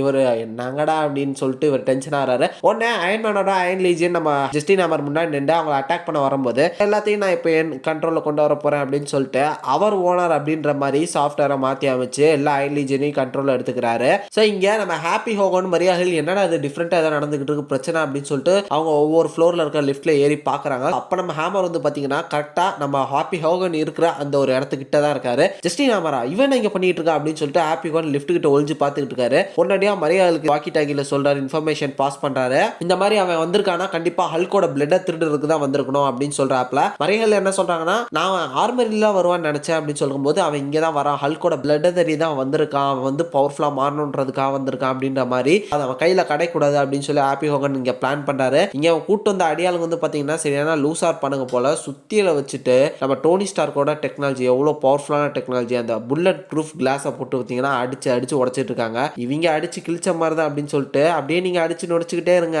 நான் போய் கொஞ்சம் சார்கடிச்சிட்டு வந்துடுறேன் அப்படின்னு சொல்லிட்டு ஜஸ்டின் நம்ம லிஃப்ட்ல ஏறாரு. ஸோ நம்ம ஹாப்பி ஹோகன் லிஃப்ட்டுக்கு மேலே போயிடுறாரு. லிஃப்ட் போயிட்டு இருக்கும்போது பார்த்தீங்கன்னா ஹாப்பி ஹோகன் குதிச்சு அந்த ஏர் போறதுக்கான அந்த ஒரு டனல் இருக்கும்ல வெண்ட், அதுல நம்ம ஹாப்பி ஹோகன் உள்ள பூந்து அந்த ஒரு ரூம்குள்ள இறங்குறதுக்கு ட்ரை பண்ணிட்டு இருக்காரு. அப்ப ஹாப்பி ஹோகன் எப்படியோ கஷ்டப்பட்டு அவர் உடம்பெல்லாம் உள்ள திணிச்சு வந்து கதவை திறக்கும் போது டப்புன்னு கீழே இறங்கிட்டாரு. இவர் பயந்துகிட்டே இருக்காரு, ஐயோ பாத்துருவானுங்களோன்னு. வாக்கி டாக்கி எல்லாம் கீழே விழுது, அதெல்லாம் எப்படியோ கஷ்டப்பட்டு கேட்ச் பிடிக்கிறாரு. பட் இருந்தாலுமே கீழே தொபுகடின்னு விழுந்துறாரு அந்த ஒரு வெண்ட் உடஞ்சு. அப்ப கரெக்டா லைட் எல்லாம் எரிய இவனுங்க பாக்குறானுங்க, செம ஃபாஸ்டா அதை உடைக்க ஆரம்பிக்கிறாங்க. ஆப்போசிட்ல அங்க இருக்கக்கூடிய பார் செட்டப்பை பார்த்து ஜஸ்டின் ஹேமர் எல்லாத்தையும் பார்த்துட்டு செம்மையா இருக்கேன், நான் இங்க குடிக்க போறேன் அப்படின்னு சொல்லிட்டு இருக்கும்போது மரியாதை உடனே துப்பாக்கி வச்சு அந்த ஒரு சரக்கு பாட்டில சுட்டு ஒழுங்கு மரியாதை சரண்டர் ஆயிரு, நீ அவ்வளவுதான் மாட்டிக்கிட்ட, யார் இடத்துல வந்து என்ன பண்றீங்க அப்படின்ற மாதிரி வீரவசனெல்லாம் பேச, எம்மா என்னம்மா நான் வந்தோடனே எல்லாத்தையும் கண்ட்ரோல் எடுத்துட்டேன்னு சொல்லிட்டு அயன் லீஜினை வச்சு நம்ம மரியாதையை அட்டாக் பண்றாரு. மரியாதையை பிடிச்சி வச்சுக்கிறாங்க. ஸோ இங்க ஹாப்பி ஹோகன் இதெல்லாம் பண்ணிட்டு இருக்காருன்னு தெரிஞ்சு ஜஸ்டின் ஹேமரும் வந்துடுறாரு அவரோட அயன் லீஜினோட. இவங்க சுட்டிட்டுலாம் ஒன்றும் கிழிக்க முடியாது, கொஞ்சம் நேரம் அயன் லீஜின் பார்த்துக்குவாங்க அப்படின்னு சொல்லிட்டு அவரோட ரோபோட்ஸ் வச்சு அந்த ஒரு கிளாஸை பிரேக் பண்ண சொல்றாங்க. இவரும் வந்து பாத்தீங்கன்னா ஹல்கோட அந்த ஒரு இது தேர்றேன்னு சொல்லிட்டு ஹல்கோட பிளட் எடுத்து அவரோட காலில் பயந்து போய் குத்திக்குவாரு. குத்தி அந்த பிளட் மொத்தமும் ஹாப்பி ஹோகனோட காலில் இறங்கிரும். இது மூலமா அவர் லைட்டா அப்படியே ஹல்கா மாற ஆரம்பிப்பாரு. பட் ஏன் பர்பிள் கலர்ல மாறுறாருன்னு தெரியல. அவரோட ஒரு கால் மட்டும் பாத்தீங்கன்னா திடீர்னு பெருசாயிரும். ஐயோ உங்களவா உள்ள வராங்களே அப்படின்னு சொல்லிட்டு தப்பிச்சு ஓட ட்ரை பண்ணுவாரு. அங்க இருந்து பயங்கர ஸ்பீடா போய் கண்ணாடி மூலமா குதிச்சு வேற ஒரு ஃப்ளோர்ல போய் இறங்கி ஹாப்பி ஹோகன் ஓடுறாரு. ஜஸ்டின் ஹேமர் ஆஹா கிடைச்ச அந்த ஒரு சான்ஸை இவன் எடுத்துட்டு போயிட்டானே அப்படின்னு சொல்லி செம கடுப்புல வந்துட்டு இருக்கும்போது இங்க மரியாதைகள் நம்ம ஹாப்பி ஹோகன்ட்ட பேசிட்டு இந்த மாதிரி நான் மாட்டிக்கிட்டேன், இனிமே எல்லாம் உங்ககிட்ட தான் இருக்கு அப்படின்னு சொல்லிட்டு வாக்கி டாக்கியை உடைச்சிடுறாங்க. அவன் தானா அந்த குண்டு பையன் தானே உன்ட்ட பேசினது, எல்லாத்தையும் எடுத்து கெடுத்துட்டானே அப்படின்னு சொல்லிட்டு நம்ம ஜஸ்டின் ஹேமர் வந்து நம்ம மரியாதைகிட்ட கத்திக்கிட்டு இருக்காரு. இங்க நம்ம ஹாப்பி ஹோகன் ஒண்ணுமே பொருள், இப்ப என்னடா பண்ணலாம் அப்படின்னு சொல்லிட்டு ஒரு இடத்துல ஒளிஞ்சுக்கிட்டு அவெஞ்சர்ஸ்க்கு கால் பண்ணி கூப்பிடலாம் அப்படின்னு சொல்லி ஃபர்ஸ்ட் நட்டாஷாக்கு ஃபோன் பண்றாரு. நம்ம நட்டாஷா, எப்பா நான் ஆப்போசிட்ல ஆல்ரெடி ஒரு பொண்ணுகிட்ட கன் பாயிண்ட்ல நின்றுகிட்டு இருக்கேன்ப்பா, அவ வேற ஹைட்ரா ஏஜென்ட் 17 பேரை கொண்டிருக்கான், 18 அப்படின்றா. ஆமா இது ரொம்ப முக்கியம், இப்போ நின்றுகிட்டு இருக்கேன், நான் வரதுக்கு கொஞ்சம் லேட் ஆகும், ஆனா பார்ட்டிக்கு வந்துருவேன், அதனால இப்போ வைப்பா அப்படின்னு சொல்லிட்டு போனை வச்சிடறா. ஆஹா கையை விரிச்சிட்டால, இப்போ என்ன பண்றது, வேற வழி இல்ல டோனிக்கே கால் பண்ணுவோம் அப்படின்னு சொல்லி டோனி ஸ்டார்க் ஃபோன் பண்ணா. ஏ ஹாப்பி இங்க சின்ன பசங்களாம் செம்மையா இது பண்ணிட்டு இருக்காங்க, கேப்டன் அமெரிக்காக்குன்னு தனியா ஒரு ஃப்ரிஸ்பி ரெடி பண்ண சொன்னாலா அப்படி இப்படின்னு என்னென்னமோ சொல்லிட்டு இருக்காரு. சார் நான் சொல்றத கொஞ்சம் கேளுங்க சார் அப்படின்ற மாதிரி இங்க ஹாப்பி ஹோகன் கதறிட்டு இருக்க. நம்ம டோனி ஸ்டார்க் டக்குன்னு நம்ம ஸ்டீவ் ராஜர்ஸ் பாக்குறாரு. ஆஹா அவனை சுத்தி என்ன நிறைய லேடிஸ் இருக்காங்க அப்படின்னு சொல்லிட்டு ஹாப்பி ஹோகன் சீக்கிரம் போன் வை அப்படின்னு சொல்லிட்டு கட் பண்ணிட்டாங்க. கிளம்புறாரு நம்ம தலைவன். இவங்களா வேலைக்கு ஆகாது, பேசாம நம்ம பேனருக்கு ஃபோன் பண்ணலாம் அப்படின்னு சொல்லி ப்ரூஸ் பேனர் கால் பண்ணா. இங்க ப்ரூஸ் பேனரும் கிளின்ட்டும் சண்டை போட்டுட்டு இருக்காங்க. இங்க அயன்மேனோட டாய் ரொம்ப கம்மியா தான் இருக்கு, ஒன்னே ஒன்று தான் இருக்கு, என் பையன் இதை கேட்டான் நான் தரமாட்டேன் அப்படின்னு சொல்ல இங்க ப்ரூஸ் பேனர் இங்க எத்தனை பசங்க கேட்டு இருக்காங்க குடு அப்படின்ற மாதிரி இவங்க 2 பேருக்குள்ள இங்க சண்டை போயிட்டு இருக்கு. அவர் பேசுறதை கேட்கவே மாட்டாங்க இவங்க 2 பேரும். டேய் என்னங்கடா போட்டு படுத்துறீங்க, என்ன ஒரே ஆளா இங்க மாட்டி விட்டுறீங்க பாருங்க, எல்லாருமே இது பண்ணிட்டு இருக்காங்க, ஒரு நாள் ஜாவிஸ் இல்லாம போயிருச்சு, அதுக்கு என்னென்னமோ நடக்குது அப்படின்னு சொல்லி இங்க ஹாப்பி ஹோகன் தலையில அடிச்சுக்கிறாரு. அப்ப கரெக்டா அவரோட சவுண்டை கேட்டு ஒரு ஐலிஜன் இவர் கிட்ட வந்து நிக்க நம்ம ஹாப்பி ஹோகன் ஒரே குத்து மூலமா அதை நாக் அவுட் பண்ணிடுறாரு. ஸோ அவரோட போனும் இப்போ அவர்கிட்ட உடஞ்சிருச்சு கோவத்துல. இப்போ என்ன பண்ணலாம் அப்படின்னு இருக்கும்போது கரெக்டா வாக்கி டாவில நம்ம டார்சி கூட பேசுறாரு. இந்த மாதிரி டார்சி நான் கிறிஸ்மஸ்க்காக பர்ச்சேஸ் வந்தேன்னு சொல்லும்போது ஆமா ரொம்ப முக்கியம், இங்க கோட் ரெட்ல மொத்த டவர் டவருமே பார்த்தீங்கன்னா ஆபத்தில் இருக்கு, டெரரிஸ்ட் வந்து பிடிச்சி வச்சிருக்காங்க. என்னது டெரரிஸ்டா, கிறிஸ்மஸ் அன்னைக்குமா வராங்க அப்படின்ற மாதிரி டார்சி சொல்ல, இங்க இருக்கக்கூடிய மொத்த ஆர்மர்ஸ்ல இருந்து எல்லாமே ஜஸ்டின் ஹேமரோட கண்ட்ரோல்ல தான் இருக்கு. இப்போ என்ன பண்றது தெரியல, ஜாவிஸ் எப்படியாவது இது பண்ணும் அப்படின்னு சொல்லிட்டு இருக்கும்போது டார்சி உன் கையில தான்மா இருக்கு, நீ தான் ஏதாவது பண்ணும், நீ ஜீனியஸ்மா அப்படின்ற மாதிரி சொல்ல, ஆமாம்மா நான் காலேஜ்ல இருந்தே அப்படிதான், சரி ஓகே சார் நான் பண்றேன் அப்படின்ற மாதிரி இப்போ டார்சி பொறுமையா ஜாவிஸா எப்படியாவது கண்ட்ரோல் உள்ள கொண்டு வந்துடணும் அப்படின்னு சொல்லிட்டு சீக்கிரட்டா போயிட்டு இருக்காங்க. கரெக்டா இங்க ஹோகனை தேடி நம்ம ஜஸ்டின் ஹேமரோட ஆளுங்கெல்லாம் வந்துடுறாங்க.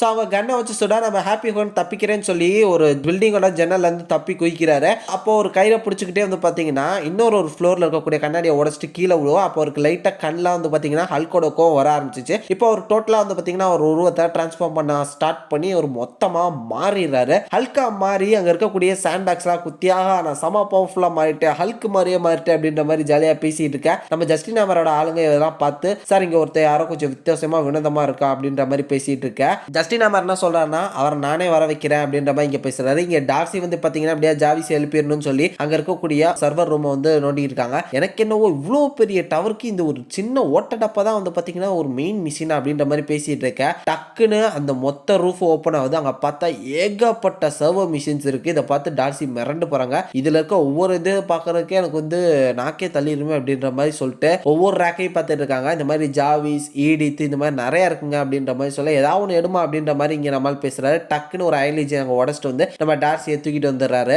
இங்க டார்சி மரியாதைகள் ரெண்டு பேருமே இப்போ ஜஸ்டின் ஹேமர்ட்ட இருக்காங்க. ஜஸ்டின் ஹேமர் என்ன சொல்றாருன்னா ஹாப்பி ஹோகன் ஒழுங்கு மரியாதை நான் இருக்கிற இடத்துக்கு நீ வந்துரு, அப்பதான் நான் இவங்க ரெண்டு பேரையும் கொல்ல மாட்டேன், இல்ல இவங்க ரெண்டு பேரையும் நான் கொன்றுவேன் அப்படின்ற மாதிரி மிரட்டி நம்ம ஹாப்பி ஹோகனை வர வைக்கிறாரு. கரெக்டா லிஃப்ட் வருது, வந்து இறங்கணும்னே ஹாப்பி ஹோகன் வெளிவா அப்படின்ற மாதிரி சொல்றாரு. பட் அங்க பார்த்தா ஒரு நார்மல் பொம்மை மேல நம்ம ஹேக்காயோட ஒரு ஆரோ குத்தி வச்சிருக்காரு. அப்போ ஒரு பயங்கர டைவர்ஷன் அந்த இடத்துல கிரியேட் பண்ணி அந்த ஒரு ஆரோ வெடிக்க வச்சு அங்க ஒரே அந்த ஒரு செலிப்ரேஷன் ரிப்பன்ஸ்லாம் அவங்க மூஞ்சில வருது. டைவர்ஷனை யூஸ் பண்ணிட்டு வேற ஒரு இடத்துல இருந்து நம்ம ஹாப்பி ஹோகன் உடச்சிட்டு வந்து அங்க இருக்கக்கூடிய எல்லா எலிஜென்ஸும் பொழுது கட்டுறாரு. ஸோ இங்க நம்ம ஹாப்பி ஹோகன் பண்றதெல்லாம் பார்த்துட்டு அங்க இருக்கக்கூடிய அந்த ரெண்டு ரஷ்யன்ஸும் ஓடி போயிடுறாங்க. நான் உங்களுக்கு காசு கொடுத்துருக்கேன்டா, இது கொடுக்கலங்க போங்க அப்படின்னு சொல்லிட்டு அவன் கையாலெல்லாம் ஓடிக்கிறேன் அப்படின்னு ஓடிடுறானுங்க.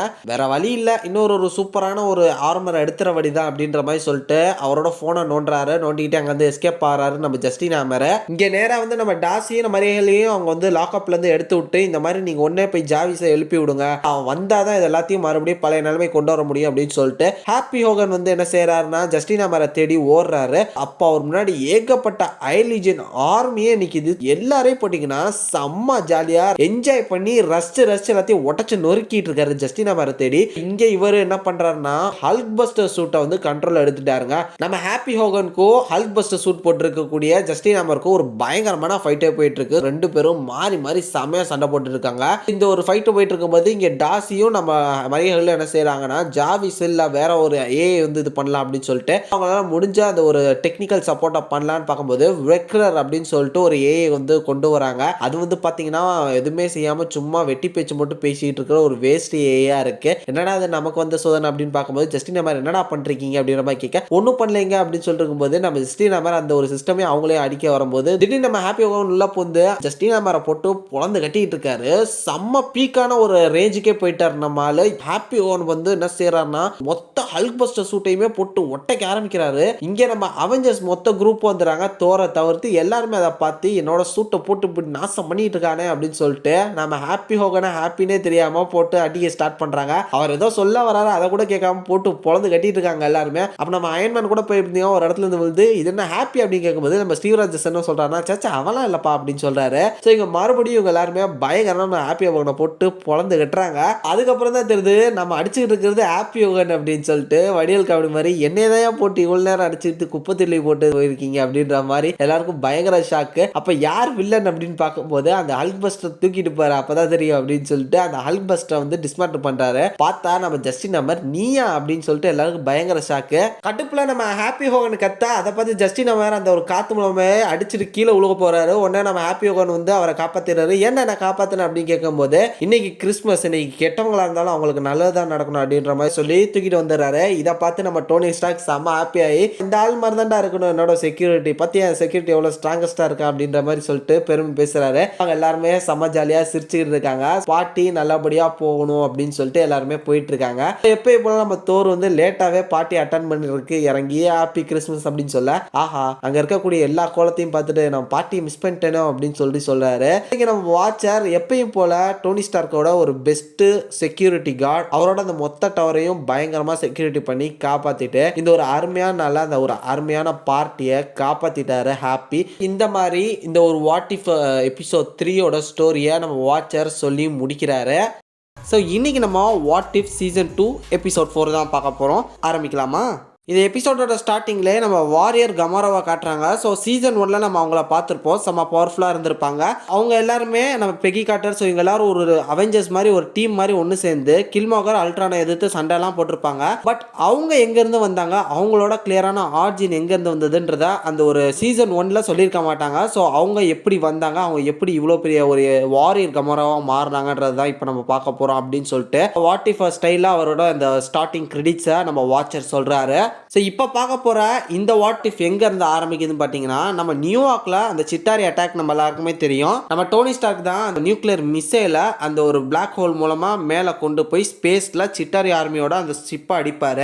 அடிச்சுட்டு மறுபடியும் ஏர்த்துக்கே வந்துடுவார். பட் ஒருவேளை அவர் அந்த ஏர்த்தில் அந்த போர்ட்டல் மூலமாக வராமல் இருந்திருந்தா என்ன நடந்திருக்கும் அப்படின்றத பார்க்கலாம் அப்படின்னு சொல்லிட்டு வாட்சர் இந்த கதையை சொல்கிறாரு. நம்ம டோனி ஸ்டார்க் ஸ்பேஸில் பல இடங்களில் பாஸ் ஆகி செம ஃபாஸ்ட்டாக ஒரு பிளானட்குள்ளே நுழையிறாரு. அதுதான் சக்கார். வேகமா அவரால் பறக்கவும் முடியாம அப்படியே தத்து தடுமாறி பறந்துட்டு இருக்கும்போது ஒரு பில்டிங்கோட கண்ணாடி உடச்சிட்டு வந்து டமார்னு வந்து உழுகுறாரு. பார்த்தா ஒருத்தர் நடந்து சிரிச்சுட்டே வராரு. நான் என்ன செத்துட்டேனா, நான் என்ன கடவுளா பாக்குறேன் அப்படின்ற போது இவர் அதெல்லாம் ஒன்றும் இல்லை, இவனை பாரு, இவன் அழகா இருக்கான், பார்க்கறதுக்கு நாய்க்குட்டி மாதிரி இருக்கான் அப்படின்னு சொல்லிட்டு சக்கார்ல இருக்கக்கூடிய கிராண்ட் மாஸ்டர் நம்ம டோனியை பார்த்து கலாச்சு பேசிக்கிட்டு இருக்காரு. நம்ம டோனி ஸ்டார்க்கு ஒண்ணுமே புரியல. அவர் எந்திரிச்சு ஒரு மாதிரி கன்ஃபியூஸ் ஸ்டேஜ்ல இருக்காரு. அப்போ ஒரு சூட்ல ஏதோ ஃபயர் பிடிச்சிருக்கு அப்படின்ற மாதிரி சொல்லி பார்க்கும்போது கிராண்ட் மாஸ்டர் என்ன சொல்றான்னா, அந்த ஃபோமை மட்டும் போட்டுறதான்னு சொல்ல அவங்க ஆளு ஃபோம் அங்க ரிலீஸ் பண்ணுங்க அப்படின்னு சொல்லி நம்ம டோனி ஸ்டார்க்கை சுத்தி ஒரே ஃபோமா வந்து ஒட்டிக்குது. அப்பதான் கிராண்ட் மாஸ்டர் ரியலைஸ் பண்றாரு, ஏய் நீ அவல தானோஸோட ஆர்மியே வந்து அழிச்சவன் தானே நீ அப்படின்னு சொல்லிட்டு அப்பதான் அவர் ரியலைஸ் பண்ணிட்டு ஒரு சில ஃபுட்டேஜஸ் வந்து காட்டுறாரு நம்ம டோனி ஸ்டார்க் முன்னாடி. நீ தான் தானோஸோட அந்த சிட்டாரி ஆர்மியை வந்து அழிச்சவன், உன்னை நான் மோஜா மேன் சொல்லி கூப்பிடுவா அப்படின்னு சொல்லிட்டு என்னென்னமோ பேர்லாம் வைக்கிறாரு. ஸ்டீல் மேன் வைக்கவா, இல்ல ராக்கெட் மேனா, நீ இல்ல உனக்கு மோஜா மேன் நான் பேர் வைக்கிறேன் அப்படின்ற மாதிரி என்னென்னமோ சொல்றாரு. இவரும் அயன் மேன் கூப்பிடுறா அப்படின்லாம் சொல்றாரு. இவர் கேட்க மாட்டாரு. அப்போ டோனி அந்த ஃபுட்டேஜஸ்லாம் பார்த்து பெப்பரை பார்க்குறாரு. ஓ அவங்க ஜெயிச்சுட்டாங்க, பெப்பருக்கு ஒன்றும் ஆயிருக்க கூடாது, அவன் நல்லா தான் இருப்பா அப்படின்னு சொல்லிட்டு ரொம்பவே எமோஷனல் ஆகுறாரு டோனி. பெப்பரை பார்த்தோன்னே அவருக்கு இன்னும் ரொம்பவே கோவம் வருது. சீக்கிரம் பிளானட்டுக்கு போகணும் அப்படின்னு சொல்லிட்டு அவர் நான் பிளானட் போகணும், இங்கே ஏதாவது ஸ்பேஸ்ஷிப் இருக்கா அந்த மாதிரி இப்படின்னு பேசிட்டு இருக்கும்போது இருப்பா இப்போ தானே வந்திருக்கு அப்படின்னு சொல்லிட்டு இன்னைக்கு என்னோட 21st அப்படின்னு சொல்லும்போது என்ன பர்த்டேவா, ஆமாம் அப்படின்றாரு. ஏன்டா பார்க்கறதுக்கு 21 வயசு பையன் மாதிரியா இருக்கு அப்படின்னு சொல்லி கேட்கும்போது இங்கே டைம்லாம் வேற மாதிரி இருக்கும், நீ நினைக்கிற மாதிரிலாம் இங்கே டைம்லாம் ஆக்ட் ஆகாது அப்படின்ற மாதிரி சொல்லி சமாளிக்கிறாரு. ஆக்சுவலாக அது அவங்க சக்காரில் அப்படிதான். ஆனால் மண்டை ஃபுல்லாக ஒயிட்டை வச்சுக்கிட்டு ஆள் நல்லா தான் சமாளிக்கிறாரு. இவர் நேராக ஒரு பெரிய பார்ட்டி உனக்கு இருக்கு, ஒரு பெரிய கேமை காட்டுறேன் அப்படின்னு சொல்லிட்டு நம்ம டோனி ஸ்டார்க்கை கூட்டிட்டு அவர் எப்பயும் நடத்துகிற அந்த டோர்னமெண்ட்டுக்கு கூட்டு போறாரு. பட் இங்கே வந்து பார்த்தீங்கன்னா ஃபைட்டில் இந்த தடவை ஒரு கார் ரேஸை வந்து அவர் அரேஞ்ச் பண்ணியிருக்காரு.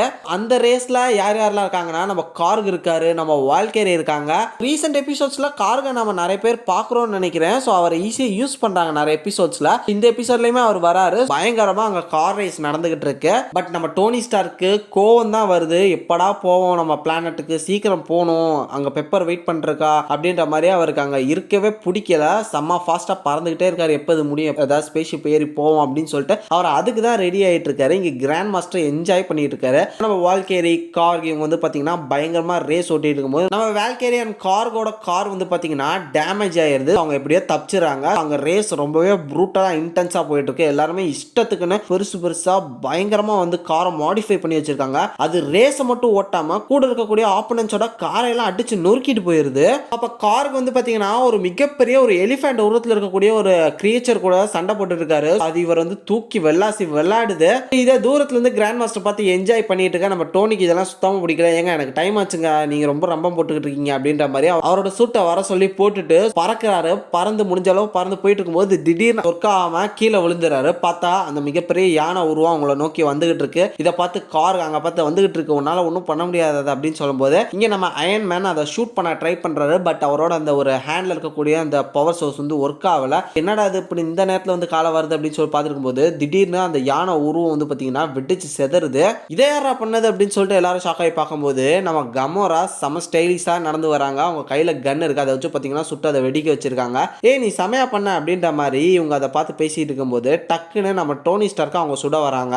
நம்ம அயன்மேன் எப்படியோ முடிஞ்ச அளவு எஸ்கேப் ஆகி பார்த்து அந்த ஒரு கன்னை சுட்டு தள்ளி விட்டுறாரு. பட் அவங்க கத்தி எடுத்துட்டு ஜம்ப் பண்ணி நம்ம டோனி ஸ்டார்க் முன்னாடி வந்து நின்னா நீ இப்ப செத்த அப்படின்னு சொல்லும் போது நம்ம கிராண்ட் மாஸ்டர் எப்பயும் போல அவங்க அந்த கழுத்துல அவங்களோட அந்த எலக்ட்ரிக் ஷாக் வே அந்த ஒரு பேண்டை ஒட்டிடுறாங்க. உடனே நம்ம டோனி ஸ்டார்க் மேலே ஒட்ட அவங்க 2 பேருமே ஷாக் அடிச்சு கீழே விழுந்துடுறாங்க.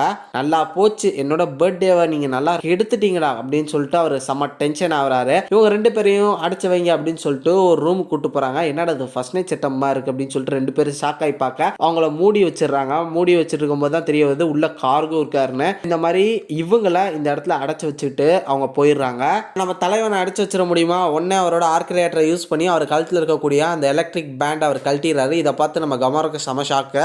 ஆமா, முதல்ல நீ யாரு, எதுக்கா என்ன கொல்ல வந்த அப்படின்னு சொல்லிட்டு நம்ம டோனி ஸ்டார் கேட்க, நான் தான் மேட் டைட்டன் தானோஸோட பொண்ணு, அவர் தான் இந்த ஒரு உலகத்துல இந்த யூனிவர்ஸ்ல ஒரு பேலன்ஸை கொண்டு வரணுன்றதுக்காக போராடினாரு, நீ தான் அவரோட அந்த ஆசையை கெடுத்துட்டு அதனால தான் உன்னை கொல்றதுக்காக என்ன அமைச்சிருக்காரு அப்படின்ற மாதிரி அவங்க கோவத்துல கத்துறாங்க. தானோஸ் சரி ஓகே இருந்துட்டு போகுது, எனக்கு உன்னை பத்தி எல்லாம் தெரியல அப்படின்ற மாதிரி அவர் வந்து ஒதுங்கி போறாரு. என்னடா பண்றது அப்படின்னு போது அவர் கதவை காதை வச்சு கேட்டு தட்டி பார்த்துட்டு இருக்காரு. என்ன பண்ண போறா அப்படின்னு பார்த்தா அவர் கையில இருக்கக்கூடிய பேண்டை வச்சு அந்த டோரையுமே கண்ட்ரோல் பண்றாரு. டோனி ஸ்டார்க் தாங்க. கதவை திறந்தோடனே நம்ம டோனி ஸ்டார்க் காருக்கு வெளியே வந்துடுறாங்க. ஸோ உடனடியே கதவை முடியுது. சாரி, இது 2 பேண்டுக்காக மட்டும்தான் அவருக்கு அவன் உனக்கெல்லாம் கொண்டு வராது அப்படின்ற மாதிரி சொல்ல, ஓப்ப நம்ம இப்போ 2 பேரும் சேர்ந்து ஒரு பேண்ட் ஐட்டமா அப்படின்னு சொல்லிட்டு காருக்கு நம்ம டோனி ஸ்டார்க்கோட மூஞ்சில ஒரு சில போடா டேய் டார்ச்சர் பண்ணாரா உன்னை வெளியே விட்டதே பெருசு அப்படின்ற மாதிரி இவங்க போறாங்க. கமோரா செம்ம டென்ஷன் ஆகி அந்த கண்ணாடியில் கை வைக்கும் போது அந்த கண்ணாடியே லைட்டா உடையுது. ஸோ அப்போ அவங்க ஈஸியா வந்துருவாங்கன்னு தெரிஞ்சிருச்சு. இவங்க 2 பேரும் பேசிட்டே வந்துகிட்டு இருக்காங்க.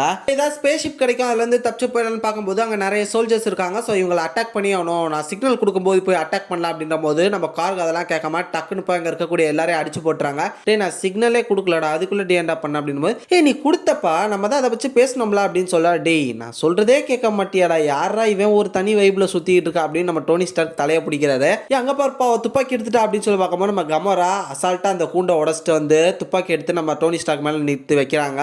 என்ன மேட் டைட்டன் தானஸோட பொண்ணு இந்த மாதிரி சின்ன சின்ன லேசர் கேஜில் எல்லாம் மாட்டிட்டு நிப்பான்னு நினைச்சியா அப்படின்னு சொல்லிட்டு கேட்கும்போது, எம்மா தானஸே எனக்கு தெரியாது, நீ யாருமா, நீ என்ன தானஸ் ஜூனியரா, சரி இப்போ உனக்கு என்னதாமா வேணும் அப்படின்னு கேட்கும்போது, நீ எங்க அப்பாவோட கனவே அழிச்சிட்ட, அவரோட சிட்டாரியை அழிச்சிட்ட அப்படின்னு சொல்லும்போது, சிட்டாரியா அது தானஸ் அமிச்சதா அப்படின்னு சொல்லிட்டு அவர் கேட்கிறாரு. இப்பதான் அவருக்கு தெரியவே வருது உன்னோட வெற்றி வந்து சிறந்தது இல்ல, கண்டிப்பா இது ஒன்றும் அவ்வளோ பெரிய வெற்றியே இல்லை அப்படின்னு சொல்லும்போது, வெற்றியா, வெற்றி சிறந்தது இதெல்லாம் கொண்டாடுறதா, நாங்கள் எத்தனை மக்கள் இழந்திருக்கோம், நான் என்னோட ஃப்ரெண்டு இழந்திருக்கேன், இந்த மாதிரி ஏகப்பட்ட கஷ்டங்கள் நான் அனுபவிச்சிருக்கேன் அப்படின்னு சொல்றாரு. ஸோ டக்குன்னு அங்க இருந்து கீழே இருக்கக்கூடிய ஒரு சோல்ஜர் இருந்து அந்த மிஷினை எடுத்து நம்ம கமோராக்கு வந்து பாத்தீங்கன்னா ஷாக் கொடுக்குறாரு. நம்ம டோனி ஸ்டார்க்கு அவளை அட்டாக் பண்ணுன்ற எந்த விதமான நோக்கமும் இல்லை. பட் அந்த கன்னை வச்சு அவள் சுட வந்து பின்னாடி ஒரு மிகப்பெரிய ஹோலே கிரியேட் பண்ணியிருப்பா. ஒரு டிஃபெண்டுக்காக தான் வந்து பாத்தீங்கன்னா அவளை கொஞ்சம் அடக்கி வைக்கணும்னு சொல்லிட்டு அந்த கேஜெட் எடுத்து ஒரு ஷாக் கொடுத்துருப்பாரு. அது மட்டும் இல்லாம எக்ஸிட்டுக்கு நல்ல ஒரு வழியும் பண்ணி கொடுத்துட்டா, தேங்க்ஸ் அப்படின்ற மாதிரி பேசியிருப்பா. திடீர்னு அந்த இடமே உடஞ்சிச்சுன்றனால அலாம் அலாம்னு சொல்லி கத்த ஆரம்பிச்சிச்சு. அங்க நம்ம கிராண்ட் மாஸ்டரோட ஒரு மிகப்பெரிய ப்ரொஜெக்ஷன் வந்து இந்த மாதிரி மோஜோ மேன் அப்படின்னு சொல்லிட்டு ஒருத்தனை தெரியும், அவன் வந்து தப்பிச்சு ஓட ட்ரை பண்றான் அப்படின்ற மாதிரி அவர் கிரிஞ்சித்தனமா அங்க இருக்கக்கூடிய மக்கள்கிட்ட பேசிட்டு இருக்காரு. யாரா இவன் வேற மோஜோ மேன் பேர் வச்சு சாவடிக்கிறான் அப்படின்னு சொல்லிட்டு டென்ஷன் ஆக, நான் இப்ப என்ன செய்ய போறேன்னா நேரா போய் இந்த மக்கள் எல்லாருக்கும் ஒரு நல்ல விடிவு காலத்தை வந்து கிரியேட் பண்ண போறேன், அதுக்கப்புறம் உங்க அப்பன் கிட்ட போறேன் தானோஸ்டா அப்படின்னு சொல்லிட்டு அங்க இருக்கக்கூடிய ஸ்பேஸ்ஷிப்ல ஏறி நம்ம கமோராட் இருந்து எஸ்கேப் ஆகி நம்ம டோனி ஸ்டார்க் கார்க்கு போறாங்க. ஸோ கமோரா என்ன இவன் ஷாக்கே கொடுக்கல, அதுக்கப்புறம் நல்லவன் போல அப்படின்ற மாதிரி பார்க்கும்போது திடீர்னு பின்னாடி இருந்து கிராண்ட் மாஸ்டரோட ஆடியால் ஷாக் கொடுத்து நம்ம கமோரா கீழே போட்டுறாங்க. இவப்புறம் தப்பிச்சா வேற யாராவது திறந்து விட்டீங்களா அப்படின்ற மாதிரி அவங்க ஆளுங்களை வந்து கத்திக்கிட்டு இருக்கா. சரி நம்ம டோனி ஸ்டார்க் கார்க்கு வந்து பாத்தீங்கன்னா ஸ்பேஸ்ஷிப்ல பறந்துகிட்டு இருக்காங்க. நம்ம கார்க் டோனி ஸ்டார்க் பேசிக்கிட்டு இவங்க என்ன சொல்றாங்கன்னா, நமக்கு ஒரு டிரைவர் வேணும் அப்படின்னு சொல்லிட்டு வால்கேரியை மீட் பண்றதுக்காக போயிட்டு இருக்காங்க. பேரலா அங்க கட் பண்ணா இங்க நம்ம கமோரா அந்த அடியாள்கிட்ட இருக்கக்கூடிய ஸ்டஃப் எடுத்து அவங்களோட மொத்த சோல்ஜர்ஸையும் வந்து பாத்தீங்கன்னா டச் பண்ணி அவங்க எல்லாரையும் உருக வச்சிடறா. அந்த ஸ்டஃப் ரொம்ப பவர்ஃபுல்லான ஒரு ஸ்டஃப். ஸோ அதை வச்சு யாரையாவது தொட்டாங்கன்னா அவங்க தண்ணி மாதிரி உருகி போயிடுவாங்க, லிக்விடா மாறிடுவாங்க. ஸோ இப்போ அந்த ஸ்டாஃபை வச்சு அந்த கிராண்ட் மாஸ்டரையும் அவங்களோட அடியாளையும் பார்த்தீங்கன்னா நம்ம கமோரா கண்ட்ரோல் எடுத்துட்டா. அவங்க கட் பண்ணா இப்போ வால்கேரி மீட் பண்றதுக்காக ஒரு பார்ல நம்ம டோனி ஸ்டார்க் வந்து வால்கேரிட்ட பேசிட்டு இருக்காரு. இந்த மாதிரி நீ எனக்கு ஹெல்ப் பண்ணும், ஒரு ரேஸ் வந்து நீ எனக்காக வந்து இது பண்ணும் அப்படின்ற மாதிரி அந்த ஹெல்ப்பை கேட்டு நம்ம வால்கேரிட்ட கன்வின்ஸ் பண்றதுக்காக நம்ம கார்க் அண்ட் டோனி ஸ்டார்க் அந்த பார்ல பேசிட்டு இருக்காங்க. ஹோப்ஃபுல்லி அந்த எண்ட் ஆஃப் தி கான்வர்சேஷன்ல வால்கேரியும் அதுக்கு வந்து அக்செப்ட் பண்ணிக்கிறாங்க. கட் பண்ணா இங்க கமோரா அவங்க 2 பேரையும் கன் பாயிண்ட்ல வைக்கிற மாதிரி ஸ்டாஃப் பாயிண்ட்ல வச்சிருக்காங்க.